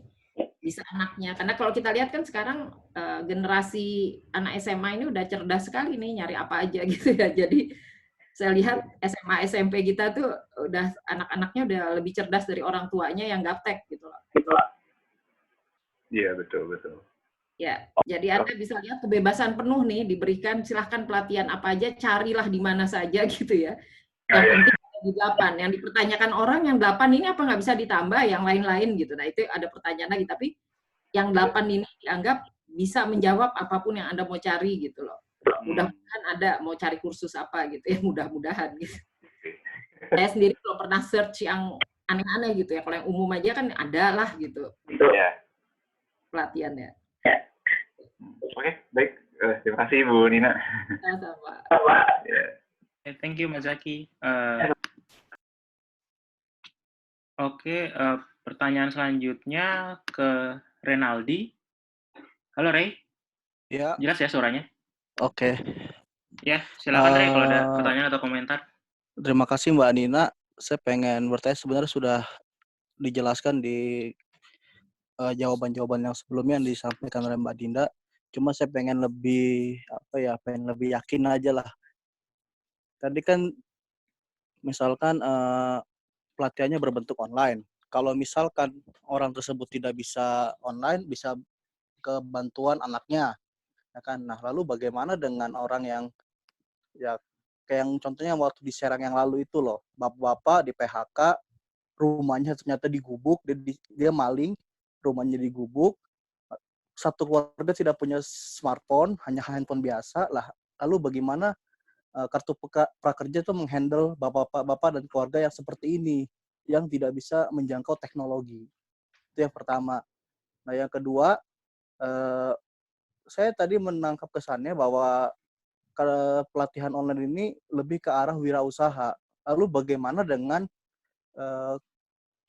anak-anak atau lulusan sekolah yang orientasinya itu bukan ke arah wirausaha, yang tidak memungkinkan untuk membuka usaha, misalkan kayak anak-anak SMK teknik instalasi tenaga listrik atau mesin bubut atau mekatronika, belajar programmability control, itu kan tidak mungkin dia membuka usaha. Otomatis dia harus dimasukkan ke perusahaan-perusahaan untuk mempraktikkan bakatnya atau kemampuannya. Nah, apakah di sini pemerintah juga ada kerjasama? Kayak pertanyaan sebelumnya, apakah ada semacam consulting? Kalau saya bertanya, apakah pemerintah juga ada kerjasama dalam hal ini dengan perusahaan-perusahaan untuk menghandle orang-orang yang tidak mungkin mereka membuka usaha gitu, Mbak. Ya, apakah, dan juga yang tadi yang buat pertanyaan pertama, apakah nanti ada pelatihan non-online buat Bapak yang seperti itu, yang di PHK pasca COVID itu, yang tidak mempunyai akses kepada teknologi, apakah seperti diserahkan kepada BLU atau bagaimana? Terima kasih. Ya, Oke, thank you Ray. Ya, Mbak Nina. Ya, silakan. ini saya di dalam presentasi memang saya catat ya. Jadi ada syarat umum hanya warga negara Indonesia minimal 18 tahun sedang tidak menempuh pendidikan formal. Itu syarat umumnya. Tapi ada aturan yang tidak tertulis yang tampaknya diasumsikan orang tahu di situ. Bahwa aturannya itu pertama dia harus mampu menggunakan ponsel yang masih aktif dan menggunakan email. Ya, jadi kalau tadi Anda bilang ini orang nggak punya smartphone, nah perkara kemampuannya dan kemauannya minjem kan gitu ya, antara mampu dan mau gitu ya. Kalau dia kemauannya tinggi dia bisa pinjam punya tetangga sebelah rumah sih, pinjam sebentar gitu kan. Tapi ini kan kita nggak. Jadi di sini diasumsikan ini dalam konteks ini mereka semua yang melamar prakerja itu harus punya akses kepada ponsel dan email. Karena dia harus upload foto segala nih, jadi dia harus punya data gitu kan, lalu dia harus bisa pakai ponselnya itu kan, dia upload data, lalu dia klik website gitu, itu artinya kan ada email, internet ya, ada internet, lalu ada email, nanti diberitahunya lewat email. Ya, jadi yang pertama itu adalah itu asumsi dasar. Kalau itu walaupun sederhana, sebenarnya ya bisa, dia kan umur 18, minimal 18 tahun dan seterusnya gitu ya, dia warga negara Indonesia dan dia tidak sekolah. Tapi problemnya ada aturan tidak tertulis yang mungkin tertulis tetapi diasumsikan berarti dalam konteks orang itu sudah harus mampu menggunakan teknologi ponsel, email, internet gitu. Nah, itulah handicap dari mereka yang melamar prakerja. Jadi 8,4 juta ini yang melamar adalah orang-orang ini. Nah, lihat tadi saya kasih gambaran, sebetulnya lihat hati-hati bahwa peta tenaga kerja Indonesia itu di sini. SD, SMP itu mereka yang pendidikannya SD atau SMP, itu adalah SD-nya 38,89, hampir 40%, SMP-nya 18 lah. Ya, jadi artinya kalau dijumlah, ya, 39 tambah 18, itu 47% SD, SMP. Nah, kecuali dia punya anak yang SMP, SMA bisa bantuin, itu dia agaknya gaptek gitu asumsi kita kalau di SD SMP. Ya, jadi artinya tanda kutip kemampuan itu harus dibantu. Nah, yang keduanya kan ya itu jawaban saya yang pertama ya. Jadi ada konteks di mana harus dia punya akses ke situ. Kalau enggak dia pasti nggak ngelamar. Pun dia ngelamar, yang ngelamarin anaknya, misalnya anaknya SMP, udah saya lamarin aja asal dia bisa ngomong ke anaknya, itu bisa dibantu gitu ya SMP. Ya. Nah, yang berikutnya itu kan tadi Anda menanyakan dah pelatihannya sendiri gimana gitu ya. Ya, saya bilang ya jadi pada dasarnya itu kreativitasnya harus tinggi gitu ya. Jadi kalau yang pertama adalah ada masalah di dalam akses alat, tapi yang kedua itu pertanyaan Anda kan pada substansi ya. Kalau saya nggak salah tangkap itu ya. Benar nggak pertanyaan keduanya itu? Halo, halo? Iya. Iya, Mbak.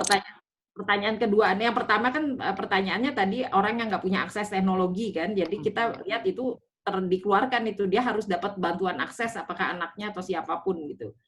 Yang contoh pertama. Tapi yang kedua ilmu kan, teknik ya. Iya. Ilmu tekniknya penyalurannya gitu, Mbak. Bisa berbisnis apa enggak. Nah kalau dia kursusnya kursus untuk instalasi listrik, dia bisa bisnis listrik. Kan itu kan ada usaha-usaha yang sifatnya independen ya. Jadi kalau rumah kita ada masalah listrik gitu, itu kan ada tuh tukang listrik panggilan namanya gitu kan. Sama kayak kita tukang bangunan, tukang apa itu ada ya orang yang bisa jadi tukang listrik lah. Kalau ada apa-apa masalah ganti sekring atau apa begitu, kita bisa panggil, mereka dibayar per titik gitu kan. Dia bisa punya bisnis.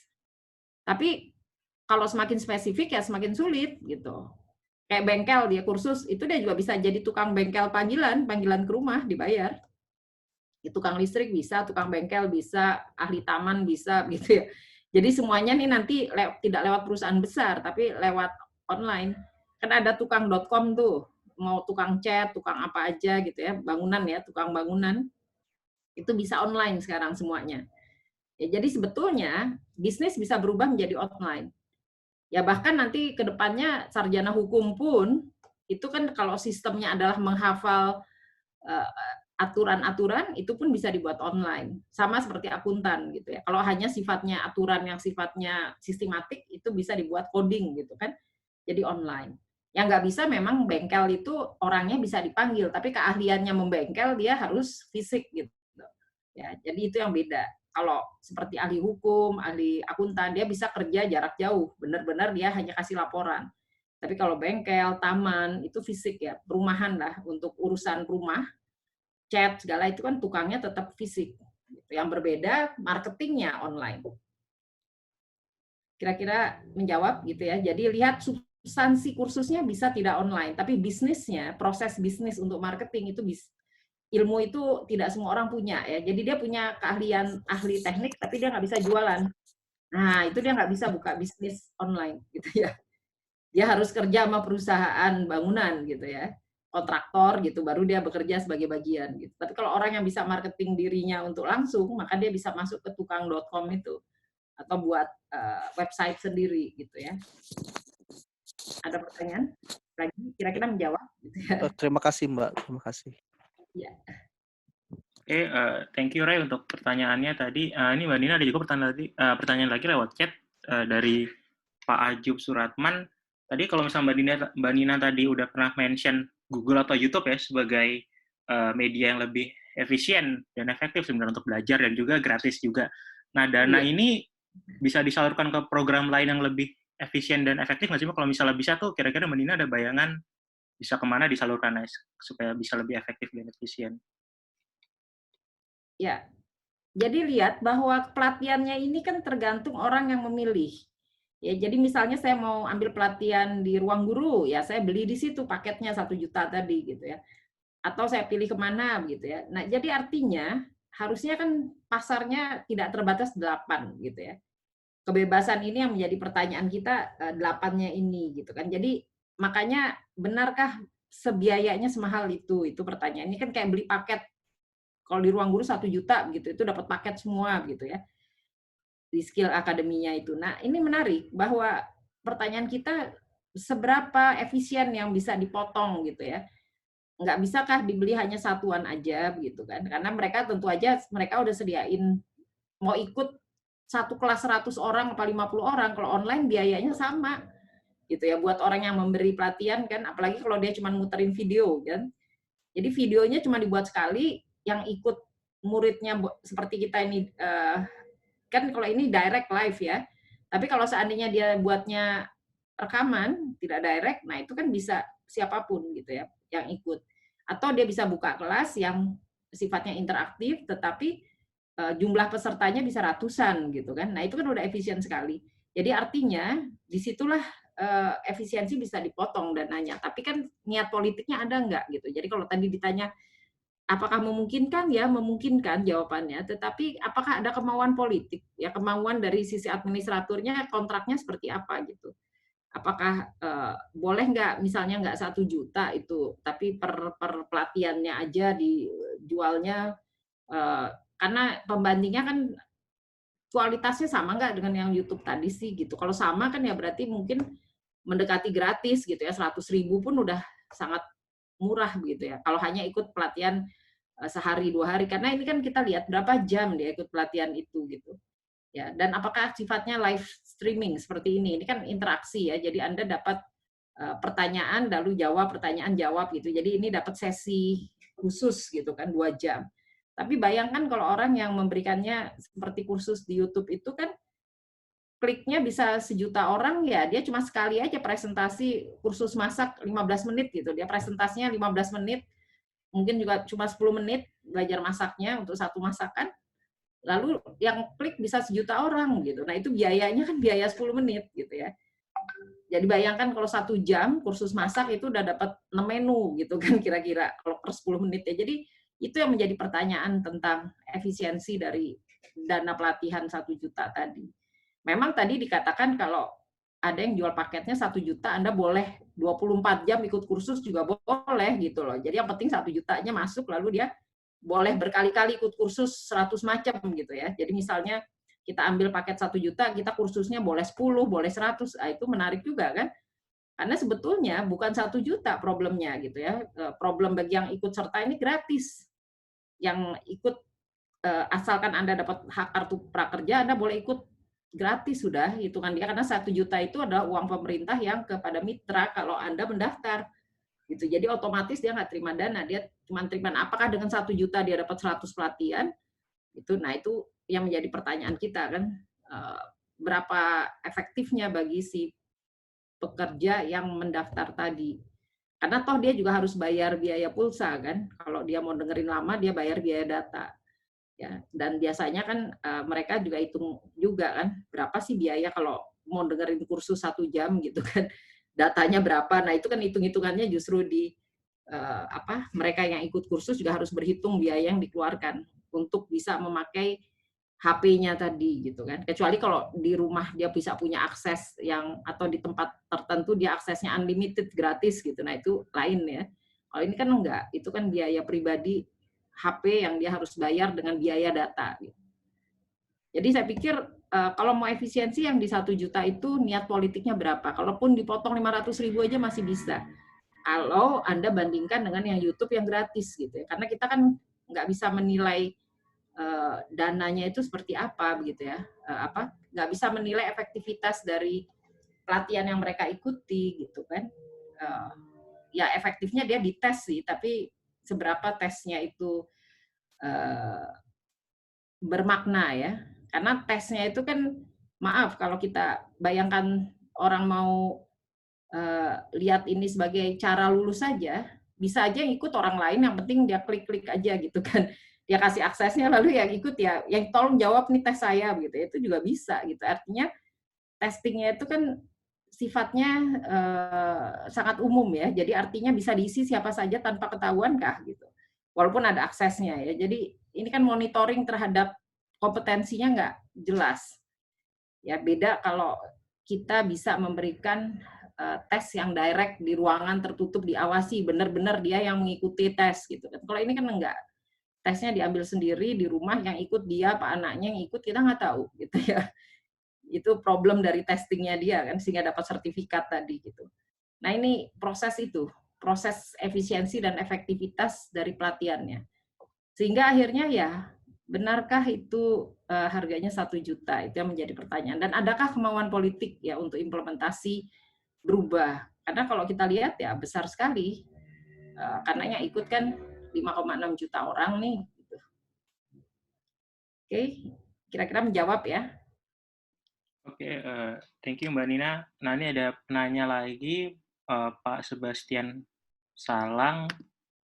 Halo Pak. Yo, halo. Ya, bisa dengar suara saya kan ya? Iya, dengar. Oke, dipersilakan Pak Sebastian untuk komentar atau pertanyaannya.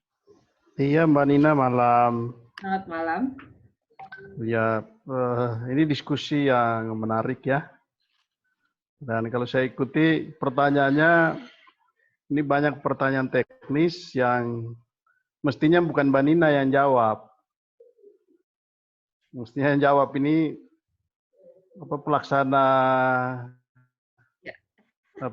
pelaksana program kartu prakerja gitu. Jadi bisa lebih menjawab apa yang diharapkan oleh teman-teman. Tapi informasi Mbak Nina sudah sangat membantu saya kira. Paling tidak informasi awal, dan mungkin Mbak Dida usul aja kalau ada diskusi lagi mungkin perlu mengundang nih orang tadi yang seperti disampaikan itu Pak Panji ya, atau siapalah pelaksana program itu supaya lebih clear gitu.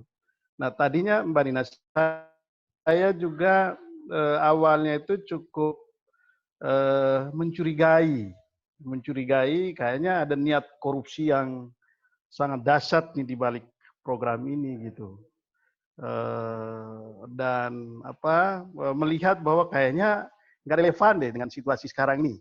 Begitu kita semua lagi sibuk bagaimana mengatasi COVID ini malah urus kartu prakerja. Tapi setelah mendapat penjelasan, ya saya coba perlahan-lahan ya, coba memahami alur pikirnya. Dan ini membagi sharing informasi saja bahwa memang orang yang masuk mendaftar ini adalah orang yang dengan niat gitu ya, niat dan punya kesadaran untuk mendapatkan manfaat, dan setelah pelatihan itu dia bisa melakukan sesuatu. Jadi ada panggilan personal, bukan bukan orang yang dimobilisasi untuk ini gitu.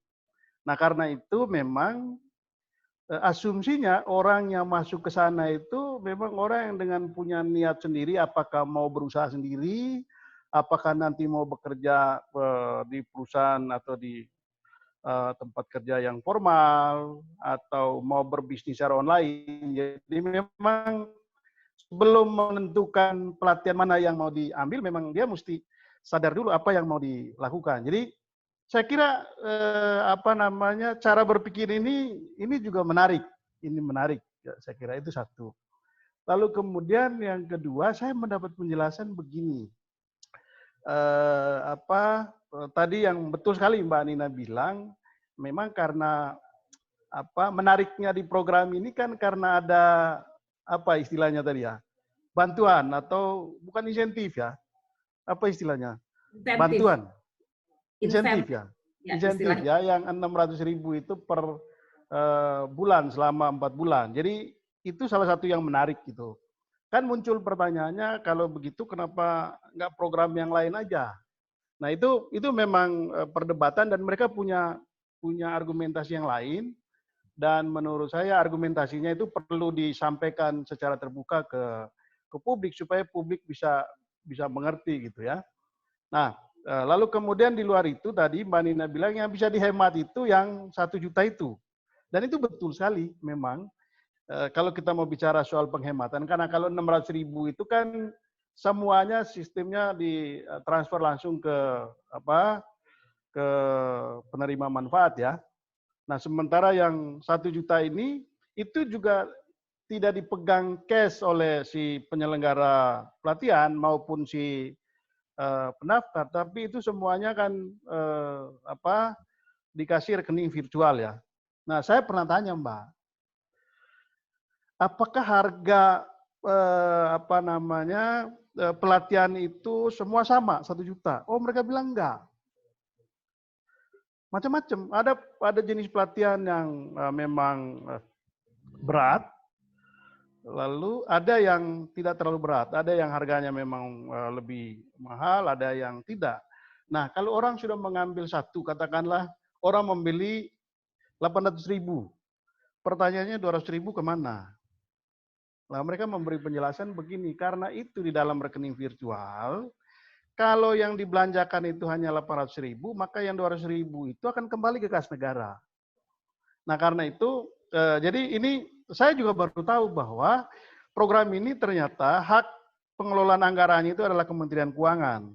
Lalu kemudian hak pelaksana program pelatihannya itu ada di Menko Perekonomian. Jadi ini dua lembaga yang mengelola itu, dan itu semua secara digital gitu. Nah, dengan begitu maka menurut saya memang ada banyak hal yang saya kira mungkin pemerintah itu kurang menjelaskan ya, atau penyelenggara program ini kurang menjelaskan, sehingga pertanyaan-pertanyaan teknis tadi itu bisa dijawab. Atau dugaan jangan-jangan ada permainan dan lain sebagainya itu bisa terjawab. Nah, saya pernah bertanya begini, sama seperti yang tadi dibilang. Ini kenapa kalau kita bisa dapatkan yang gratis di YouTube, kenapa ini mesti berbayar, dan bayarnya itu menurut saya kok mahal, kita dapat yang gratis kok. Lalu saya mendapat penjelasan begini, ini ternyata platform ini kerjasama dengan semua lembaga-lembaga pelatihan, begitu. Dan mereka membuat katakanlah kalau membuat video, dan juga ada tatap muka langsung juga Mbak, dari penjelasan mereka itu. Saya sendiri belum pernah ikut di pelatihan ini, tapi penjelasannya ada yang memang tatap muka gitu, melalui interaksi seperti ini gitu. Nah, jadi memang ada yang tingkat kesulitannya tinggi dalam membuat perlengkapan berkaitan dengan pelatihan sehingga harganya lebih mahal, dan setiap orang bebas menentukan pilihan gitu. Nah, jadi saya kira ada banyak pertanyaan dan ada banyak kecurigaan. Satu, karena pemerintah sendiri belum terlalu terbuka menurut saya, belum terlalu terbuka. Yang kedua, mestinya pemerintah itu, terutama dari penyelenggara itu, yang paling pertama ke kampus-kampus untuk menjelaskan apa sih program ini, supaya tidak ada kecurigaan. Lalu dalam situasi seperti ini, saya justru melihat memang ini betul sekali pelatihannya online di masa COVID ini. Karena kalau pelatihannya offline bisa dibayangkan seperti apa. Karena ketika orang lapar, ketika orang membutuhkan pekerjaan, mereka nggak peduli. Dengan ancaman kayak gini, orang akan tetap berdesak-desakan gitu ya. Kecuali kalau di represif baru orang akan menghindar. Tapi dengan pendekatan ini saya kira suatu cara yang baru, tetapi betul sekali tadi pertanyaan si Mas siapa itu, apakah nanti setelah ini berubah, apakah bisa dikombinasikan antara offline dan online? Saya kira ini hal yang sangat menarik, dan menurut saya kemungkinan keduanya mesti dibuka gitu, mesti dibuka antara yang offline dan online, dan tentu disesuaikan dengan new normal yang gambarkan Mbak Nina tadi gitu. Jadi saya kira itu sih yang bisa di-sharingkan aja, dan menurut saya masih perlu dibikin lagi kali Mbak Nina. Tapi perlu ajak orang teknis dari kementerian yang menyelenggarakan program ini, karena ini program menurut saya menarik. Programnya menarik, negara mengeluarkan anggaran yang sangat besar. Sayang kalau program ini mubazir. Begitu. Dan tidak dimanfaatkan dengan baik oleh anak bangsa ini gitu. Saya kira itu. Oke, Pak Sebastian, terima kasih banyak. Mbak Nina, mungkin kalau ada tanggapan? Ya, saya sepakat bahwa ini memang sangat menarik. Cuma kecurigaan itu kan bisa beralasan kalau memang tidak dapat penjelasan gitu ya. Jadi kita coba memahami aja cara berpikirnya, dan memang sebetulnya kalau niatnya hanya mau dapat substansi dari ilmu, itu gratis banyak sekali gitu. Nah, problemnya kan ada uang 2,55 juta gitu ya. Jadi ikutlah, kalau dari sisi mereka yang terkena dampak ataupun PHK itu nggak ada ruginya mendaftar, siapa tahu dapat, ini seperti lotre ya, dapat 2,55 juta, lalu boleh ikut pelatihan, ya nggak sulit, cuma duduk aja, yang ngisinya gampang sekali, karena kalau nggak bisa nanya ini apa gitu kan, jadi diisi aja gitu kan, ikut pelatihannya, isilah testing 2,55 juta kira-kira hanya dengan mengisi-isi pelatihan formulir dan seterusnya. Nah, problemnya adalah apakah itu berguna bagi yang bersangkutan, ya sangat tergantung niatnya. Jadi kalau niatnya ilmu ya akan selalu berguna begitu ya, dia akan mendengarkan baik-baik. Tapi kalau niatnya hanya uangnya, ya mungkin dapat uangnya aja yang penting gitu ya, ilmunya ya jadi nggak penting. Nah, efeknya, impact-nya ini memang perlu diakses setelah begitu ya, jadi post pelatihan. Mereka yang ikut pelatihan lalu kerja apa begitu. Kalau sekarang kita belum bisa bicara karena kan baru dimulai pelatihannya. Jadi desainnya itu memang mempersilahkan orang memilih sebebas-bebasnya. Tapi kalau ingin tahu apakah pelatihan ini efektif atau enggak, setelah selesai lalu kita cek di lapangan, benarkah ilmu yang dia dapat itu dia jadikan implementasi, jadi usahanya ada atau dia bekerja gitu. Jadi kegunaannya itu di post dari pelatihan setelah selesai pelatihan. Ya, jadi kita belum bisa lah bicara. Tapi lagi-lagi terima kasih Pak Sebastian, bahwa memang diskusi-diskusi ini mudah-mudahan bisa berguna lah begitu ya, karena kita pun yang bukannya ikut serta, ikut memahami programnya aja, itu melihat kompleksitas dari proses ini sendiri gitu. Tidak gampang, tetapi toh lebih baik daripada tidak ada pelatihan sama sekali kan. Jadi hanya terima uang itu sebetulnya hanya memberikan ikan aja, tapi lalu setelah itu orang itu mau apa kan jadi nggak punya ide. Paling nggak dengan 1 juta ini ada bantuan untuk mendapatkan ide yang lebih baik hidupnya. Gitu. Mungkin itu masukan saya. Terima kasih. Oke, thank you Mbak Nina. Ini ada komentar, dan mungkin lebih ke komentar ya dari salah satu peserta lewat chat dari Mas Rosyid, yang dia bilang, saya mau share pandangan. Nah, kalau menurut beliau melihat kartu prakerja ini berbeda dengan apa yang dikampanyekan pas masa kampanye dulu. Nah, beliau ini dia optimis kalau dengan program ini sebelumnya karena ingin mereplikasi ide career assistance di negara maju untuk memberikan bantuan untuk mereka yang akan masuk ke pasar tenaga kerja, ke workforce yang jadi intinya ada conditional cash transfer, jadi cash transfer harus conditional di bidang pembangunan SDM di sebuah negara. Tapi ketika COVID ini justru jadi mitigasi COVID yang ini menurut beliau secara filosofi ini berbeda banget dari pada pergeseran ekstrim dengan apa yang dikampanyekan waktu dulu awal-awal program ini dicanangkan. Nah, mungkin Mbak Nina ada komentar atau tanggapannya? Ya, saya sepakat karena saya katakan di awal itu kan memang sangat umum gitu ya, bahwa ini menambah ilmu gitu yang ditekankan. Kalau sekarang kan bukan. Sekarang yang kena PHK dapat prioritas, itu inti cerita dari program yang sekarang. Berarti ini mau dibuat semacam unemployment benefits kalau begitu. Jadi yang terkena dampak PHK atau dirumahkan atau dampak COVID gitu namanya, mendapat program. Jadi ada perbedaan tujuan ya. Kalau kita lihat, kalau kemarin hanya untuk kompetensi lalu dapat uang gitu ya. Tapi kalau ini bukan, ini benar-benar kena PHK. Nah, ini kan meniru program unemployment benefits namanya. Jadi Anda Di PHK Anda lapor dan kemudian setelah lapor Anda dapat, cuman bedanya di seleksi. Kalau di negara maju begitu lapor langsung dapat uang, jadi semacam transfer payment istilahnya. Kalau ini kan enggak, di seleksinya ini ada seleksi ini, gitu. Jadi hanya khusus mereka yang prioritas, gitu. Yang paling utama ya PHK, gitu. Nah ini yang menarik ya, proses seleksinya ini karena yang daftar 8,4 juta sudah gitu kan. Jadi proses seleksi seperti apa yang terjadi itu yang menjadi menarik.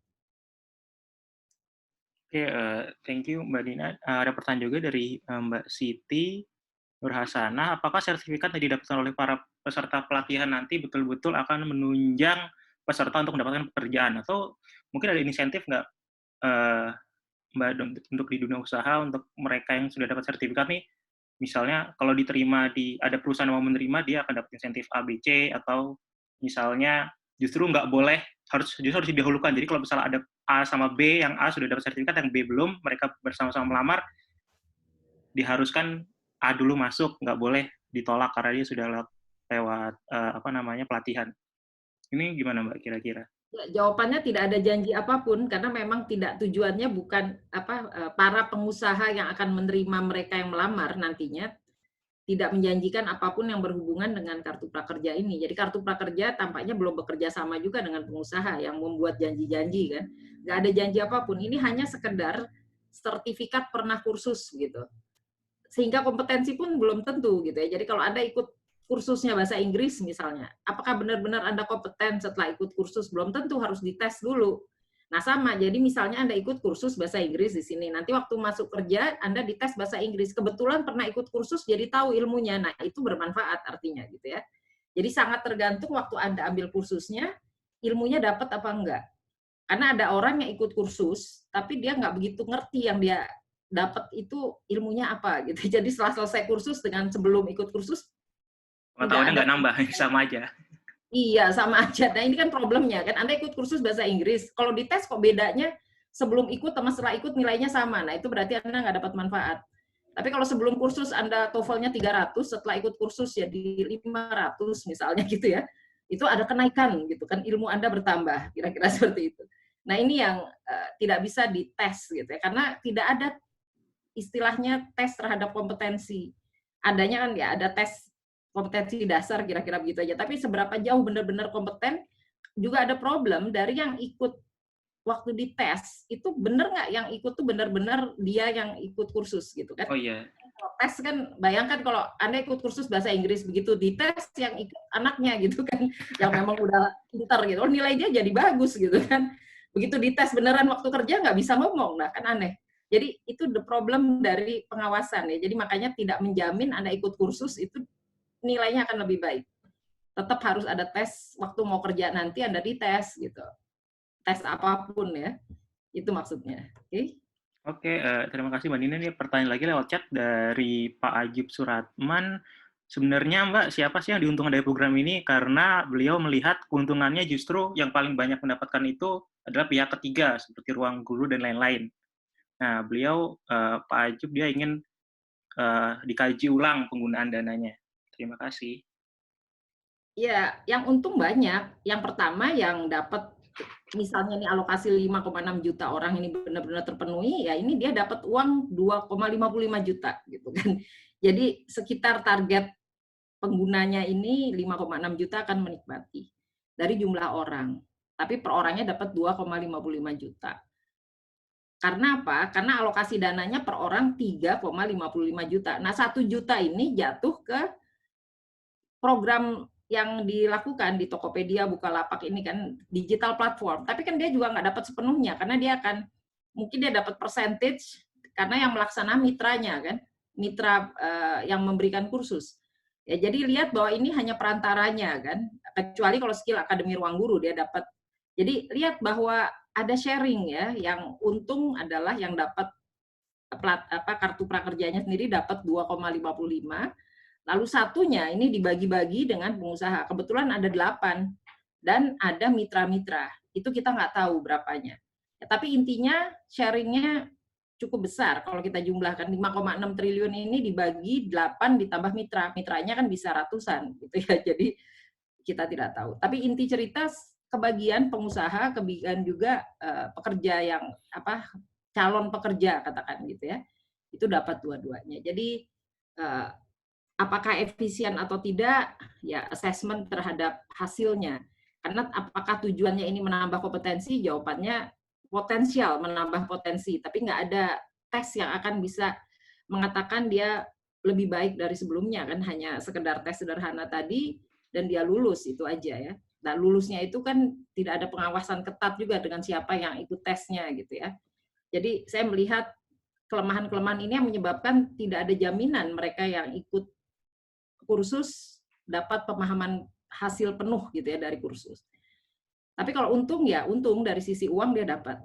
Ya, jadi saya mengatakan siapa yang lebih banyak kita belum berhitung, tapi kalau dari jumlah per orangnya ya pasti dapat yang 2,55 cukup besar dibandingkan satu. Tapi satu ini kan yang dapat lebih kecil jumlahnya dari 5,6 juta gitu ya.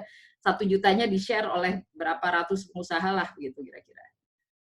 Jadi itu perbedaannya, pembaginya, penyebutnya kan 1 juta dikali atau 5,6 jadi 5,6 triliun dibagi terhadap berapa gitu. Itu kan kecil ya dibandingkan 5,6 jutanya. Oke, itu jawaban saya. Banyak yang kebagian. Oke, thank you Mbak Nina. Ini Mbak Dinda akan, beliau ada komentar atau pertanyaan juga. Halo Mbak Dinda. Iya. Halo Mbak. Halo. Halo. Ya. Ya, thank you. Halo Mbak.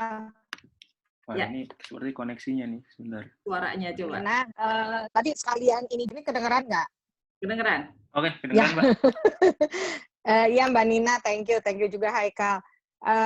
Sebenarnya tadi mau menanggapi juga yang dikatakan oleh Bung Sebastian. Kami sebenarnya sudah mengundang juga Bu Deni. Cuman memang masalahnya beliau ternyata Jumat ini ada rapat terus-terusan untuk koordinasi. Memang sayang banget sementara beliau sebenarnya kan direktur teknis untuk pelaksanaan dan manajemen kartu prakerja. Itu satu. Dan kedua, yang saya penasaran juga sih Mbak Nina, saya tuh jadi ingat ini ya, konsep soal school voucher gitu loh Mbak Nina. Baru teringat, oh ini prakerja tapi dia online. Ada kebebasan, tapi kebebasannya juga terbatas kan Mbak Nina dengan 8 platform itu. Bahwa memang karena ada polemik dengan status yang terkait di proyek itu, memang dikatakan bahwa semuanya ini ada prosesnya, ada seleksinya gitu. Tapi yang menjadi pertanyaan adalah, sepertinya malah ketika kita ikut kartu prakerja, platform yang bisa jadi pilihan kita itu malah semakin terbatas. Kalau tadi mendengar penjelasan Mbak Nina, soal model pekerjaan yang bisa offline, online, baru jenis keterampilannya, tingkat pendidikan kita. Saya kok juga nggak yakin 8 platform itu bisa memenuhi. Knowledge-wise bisa, dan tergantung akses dan kreativitas, seperti Mbak Nina bilang.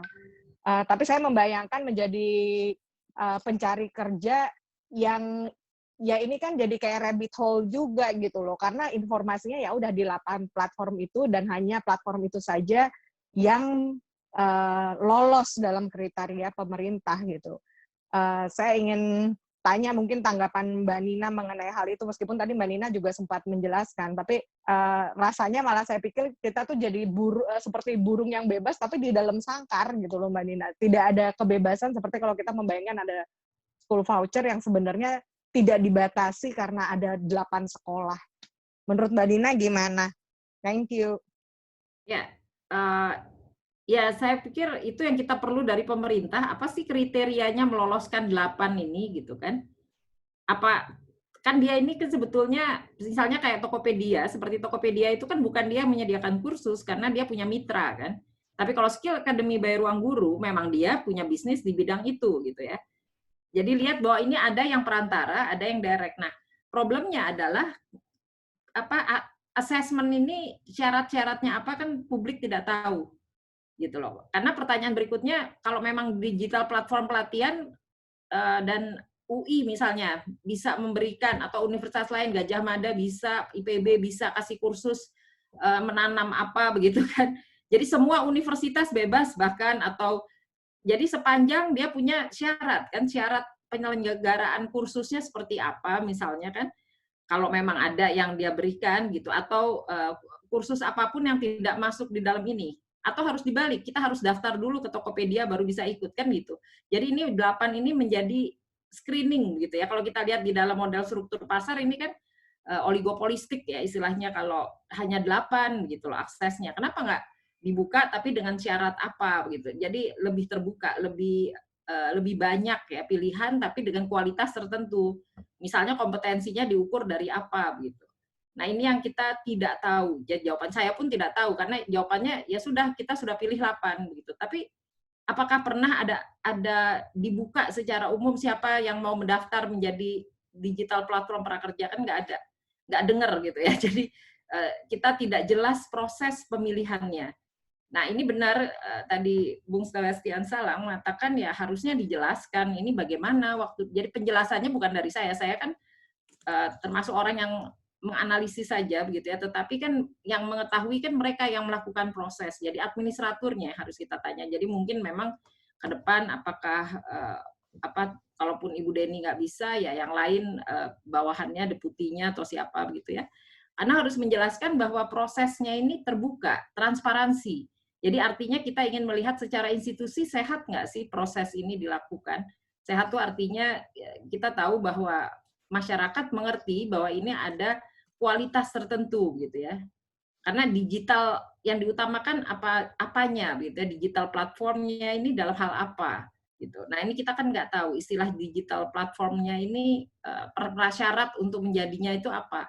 Jadi apakah kalau memang boleh kan alangkah indahnya kalau memang nanti ke depan apalagi kalau disebut nanti BLK atau apa gitu bisa. Oke, kalau BLK kan memang ada tadi Sisnaker ya, tenaga kerja. Tapi bagaimana dengan universitas? Saya membayangkannya yang memang punya kompetensi luar biasa di situ. Yang memang juga sudah melakukan pelatihan-pelatihan tertentu yang sifatnya pengabdian masyarakat misalnya. Jadi saya membayangkan itu kan hal-hal yang bisa diperluas ya dalam kartu prakerja. Karena sebetulnya pemilihan tadi menjadi sangat terbatas kalau dibatasi 8 gitu kan. Dengarnya kok cuma 8 gitu. Tapi kalau dikatakan digital platform itu maksudnya harus punya ABCDE. Nah, berarti siapapun lembaga yang kompeten itu bisa melamar untuk menjadi digital platform, masuk sebagai mitra di situ. Nah, saya pikir itu yang ke depan bisa diperbaiki, di samping tentu bagaimana Anda bicara soal assess, kan dua sisi ya, dari sisi supply dan demand. Dari ini adalah penyelenggara pendidikannya, tetapi juga dari sisi pekerjaannya sendiri waktu disortir itu seperti apa prasyarat yang jelasnya itu seperti apa, proses sudah disebut sih ada yang umum gitu ya, tetapi kan tadi bagaimana yang spesial gitu kan, jadi harus ada proses informasi yang jelas, Q&A tadi ya, question and answer bagi penyelenggara. Misalnya saya nggak punya HP atau bolehkah apa begitu, adakah akses yang disediakan pemerintah kalau saya nggak punya uang buat beli data gitu ya, sangat terbatas uang saya untuk pakai itu gitu. Jadi artinya bisa nggak ada ruangan yang di setiap level dinas ketenagakerjaan di kabupaten atau kota tersebut yang bisa sediakan satu ruangan dia bisa pakai data bebas gitu loh untuk ikut pelatihan di sana, daftar. Jadi dia datang ke ruangan itu dan dia nggak perlu bayar karena pelatihannya disediakan. Nah, adakah seperti itu? Itu kan belum terbayang, karena kan artinya orang itu harus mampu membeli data, punya HP dan punya data, punya akses internet gitu loh. Kan ini tidak disediakan, artinya harus ada modal juga lah gitu. Ya, ini kan kira-kira, nah ini modalnya dibuat nol gitu oleh pemerintah dengan menyediakan fasilitas, apakah ruangan komputer dengan akses internet, dengan data yang gratis gitu ya di ruangan dinas tenaga kerja jam sekian sampai jam sekian gitu misalnya kan. Kalau memang bisa membantu orang-orang yang tidak mampu. Saya lihat banyak hal yang bisa ke depan diperbaiki, karena katakanlah ini program yang berubah desainnya. Ya, apalagi nanti setelah new normal ya, kalau memang kita situasinya normal, katakan bulan Juni atau Juli, kan berarti modelnya akan berubah lagi ya. Jadi di sini kita belum tahu ekspektasinya seperti apa perubahan new normalnya tersebut. Nah, sebetulnya itu. Jadi Mbak Dinda bisa kalau kita undang lagi dari sisi administratur itu bisa membayangkan masa depan new normalnya seperti apa, dan seperti apa juga aturan-aturan ini harusnya bisa berubah supaya memudahkan akses bagi kedua belah pihak ya, sisi penggunanya kartu prakerja dengan pemanfaatan platform pelatihannya gitu ya. Jadi artinya keterbukaan menjadi transparansi menjadi sangat penting di sini. Saya pikir itu Mbak Dinda. Terima kasih. Iya, thank you Mbak Nina. Soalnya concern kami juga kayak di Suara Kebebasan, kita kan sangat menjunjung tinggi soal akses ya, dan terutama keterbukaan informasi. Ya, kekhawatirannya kan adalah kalau ada keterbatasan seperti itu, berarti sebenarnya dia menciptakan gap sendiri, tadi seperti yang Renaldi bilang gitu. Tadi menarik malah yang Mbak Nina bilang juga lah, kita tuh punya kampus juga tidak kalah menyediakan platform-platform online, dan malah sudah akreditasi sejak lama ya, apalagi memang ada cantolan pengabdian masyarakat itu, dan saya pikir memang sebenarnya sebagai bagian dari masyarakat sipil kita bisa banget menyuarakan hal ini. Memang cuman sayangnya di poin ini kita belum berhasil mengundang pembicara dari pemerintah. Saya kembalikan ke Haikal dulu, katanya ada tambahan dari Bung Sebas. Thank you Mbak Nina. Sama-sama. Oke, thank you Mbak Dinda. Mungkin yang terakhir kepada Pak Sebastian, kalau ada komentar, tadi ada komentar lagi ya Pak, komentar atau pertanyaan lagi? Tadi terkait Mbak Dinda aja. Tadi pertanyaan Mbak Dinda, ya kebetulan itu juga saya pernah, dalam suatu kesempatan pernah saya tanya juga, penjelasan mereka itu, katanya dari yang 8 itu sebetulnya ada beberapa yang mendaftar. Lalu kemudian mengundurkan diri. Dan sampai sekarang mereka tetap membuka katanya. Mereka tetap membuka platform yang mau. Karena begini, ternyata ini platform yang bersedia dan mengerjakan ini nggak mudah. Jadi tidak semudah yang dibayangkan. Sehingga tidak semua punya kemampuan atau mau repot-repot ngurusin ini. Sehingga ada beberapa marketplace yang besar itu memilih untuk mundur. Gitu. Jadi ini memang hanya itu tadi. Saya kira pemerintah tidak cukup informasi ya kepada publik sehingga ini menjadi terang benderang. Sehingga muncul begitu banyak pertanyaan dan yang mendapatkan informasi tentang ini kan terbatas sekali. Saya kira artinya memahami informasi. Saya pun mendapat informasi masih sepotong-sepotong juga gitu. Nah, berkaitan dengan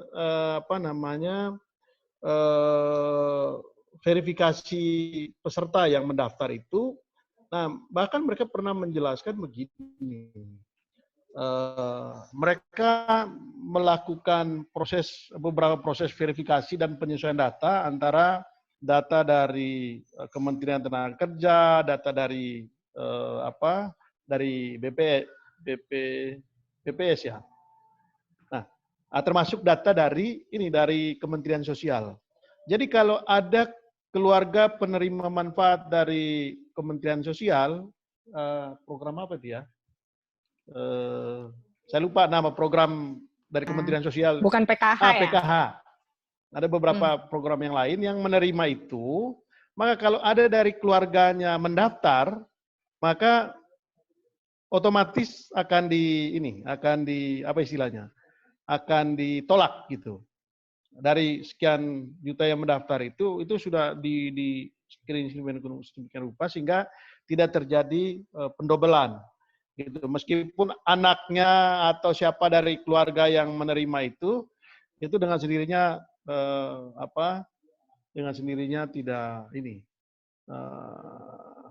tidak berhak untuk mendapatkan karena berkaitan dengan yang 600 tadi. Begitu. Lalu ada beberapa proses-proses yang lain yang menurut saya memang ada upaya untuk mencoba mendorong ini menjadi lebih tidak asal saja gitu masuk. Cuma memang saya kira masih banyak kelemahan dan saya setuju tadi Mbak Nina, kalau ini dibuka gitu informasinya, mungkin nanti kekurangan-kekurangan itu bisa disempurnakan dalam proses perbaikan ke depan. Begitu. Cuma saya kira mereka sendiri belum terlalu banyak memberikan informasi sehingga kita belum cukup banyak mengetahui apa sih yang sebenarnya dengan program ini. Begitu. Karena itu Mbak Dina nggak boleh berhenti. Buat aja diskusi terus yang berkaitan dengan ini gitu. Tolong Bung Sebas kalau ada akses ke manajemennya Kartu Prakerja boleh juga lah, nanti kita bisa lanjutkan. Oh ya, kita coba deh. Kita coba. Ya tampaknya Anda informasinya kok lebih banyak daripada kita ini. Kayaknya Pak Panji itu penting sekali deh memberi penjelasan tuh. Oke, thank you. Iya. Ya, yang tentang bantuan sosial saya tuliskan juga ini di aturan lain yang tidak tertulis di sana. Jadi memang betul apa Bang Sebastian Salam belum pernah menerima bantuan sosial, itu nomor 3 ini di aturan lainnya yang saya tahu. Iya. Karena memang ya dianggap overlap dan itu artinya Betul. orang miskin atau near poor ya poor and near poor nggak bisa masuk di situ. Betul, jadi ini bukan buat orang yang sangat miskin, ini artinya ini hanya kelompok yang menengah tadi gitu ya. Iya. Kira-kira segmennya di situ. Iya, betul. Oke. Ya, kita kembalikan ke moderator ini. Iya, udah malam ini. Iya, oke. Terima kasih banyak Mbak Nina dan teman-teman yang sudah bersedia hadir di acara webinar Suara Kebebasan kali ini. Mungkin untuk selanjutnya nanti pasti akan kita infokan di media sosial Suara Kebebasan. Untuk di Facebook bisa teman-teman lihat di suarakebebasan.id, bebas.id untuk Twitter, dan @suarakebebasan untuk Instagram. Setiap acara kita pasti nanti akan kita post. Dan juga mungkin terima kasih banyak untuk menjadi sponsor kita ini, Kopi Gue. Nah, Mbak Nina dapat juga ya, Mbak? Terima kasih banyak. Mbak Nina udah habis, Mbak Nina. Terima kasih banyak dari Kopi Gue yang sudah bersedia menjadi sponsor. Thank you. Mudah-mudahan nanti next bisa jadi sponsor lagi. Iya. Siap ya, Kopi Gue 38. Untuk yang terakhir, saya serahkan ke Mbak Dinda untuk menutup. Silakan Mbak Dinda. Ya, thank you Haikal, thank you Mbak Nina, juga teman-teman yang sudah tahan hingga pukul 10 ini bersama Suara Kebebasan. Kami berusaha untuk lebih sering juga mengangkat isu-isu tidak hanya soal kebijakan, tapi juga konsep apa itu kebebasan dan mengapa itu penting. Dan untuk itu, rajin-rajin aja pantengin portal kami dan sosial media kami. Untuk teman-teman yang sudah terdaftar juga akan mudah tersirkulasi informasinya. Dan jika tertarik untuk bergabung di WhatsApp grup Suara Kebebasan, bisa menghubungi Haikal atau ke redaksi @suarakebebasan.id. Seperti yang saya sudah sampaikan, akan ada cerita terkait diskusi ini. Lalu akan ada rekamannya di kanal YouTube Suara Kebebasan. Akhir kata, terima kasih banyak teman-teman. Sampai jumpa di lain kesempatan. Selamat istirahat, salam sehat, dan salam kebebasan. Thank you. Thank you. Thank you Mbak Nina dan teman-teman. Sama-sama.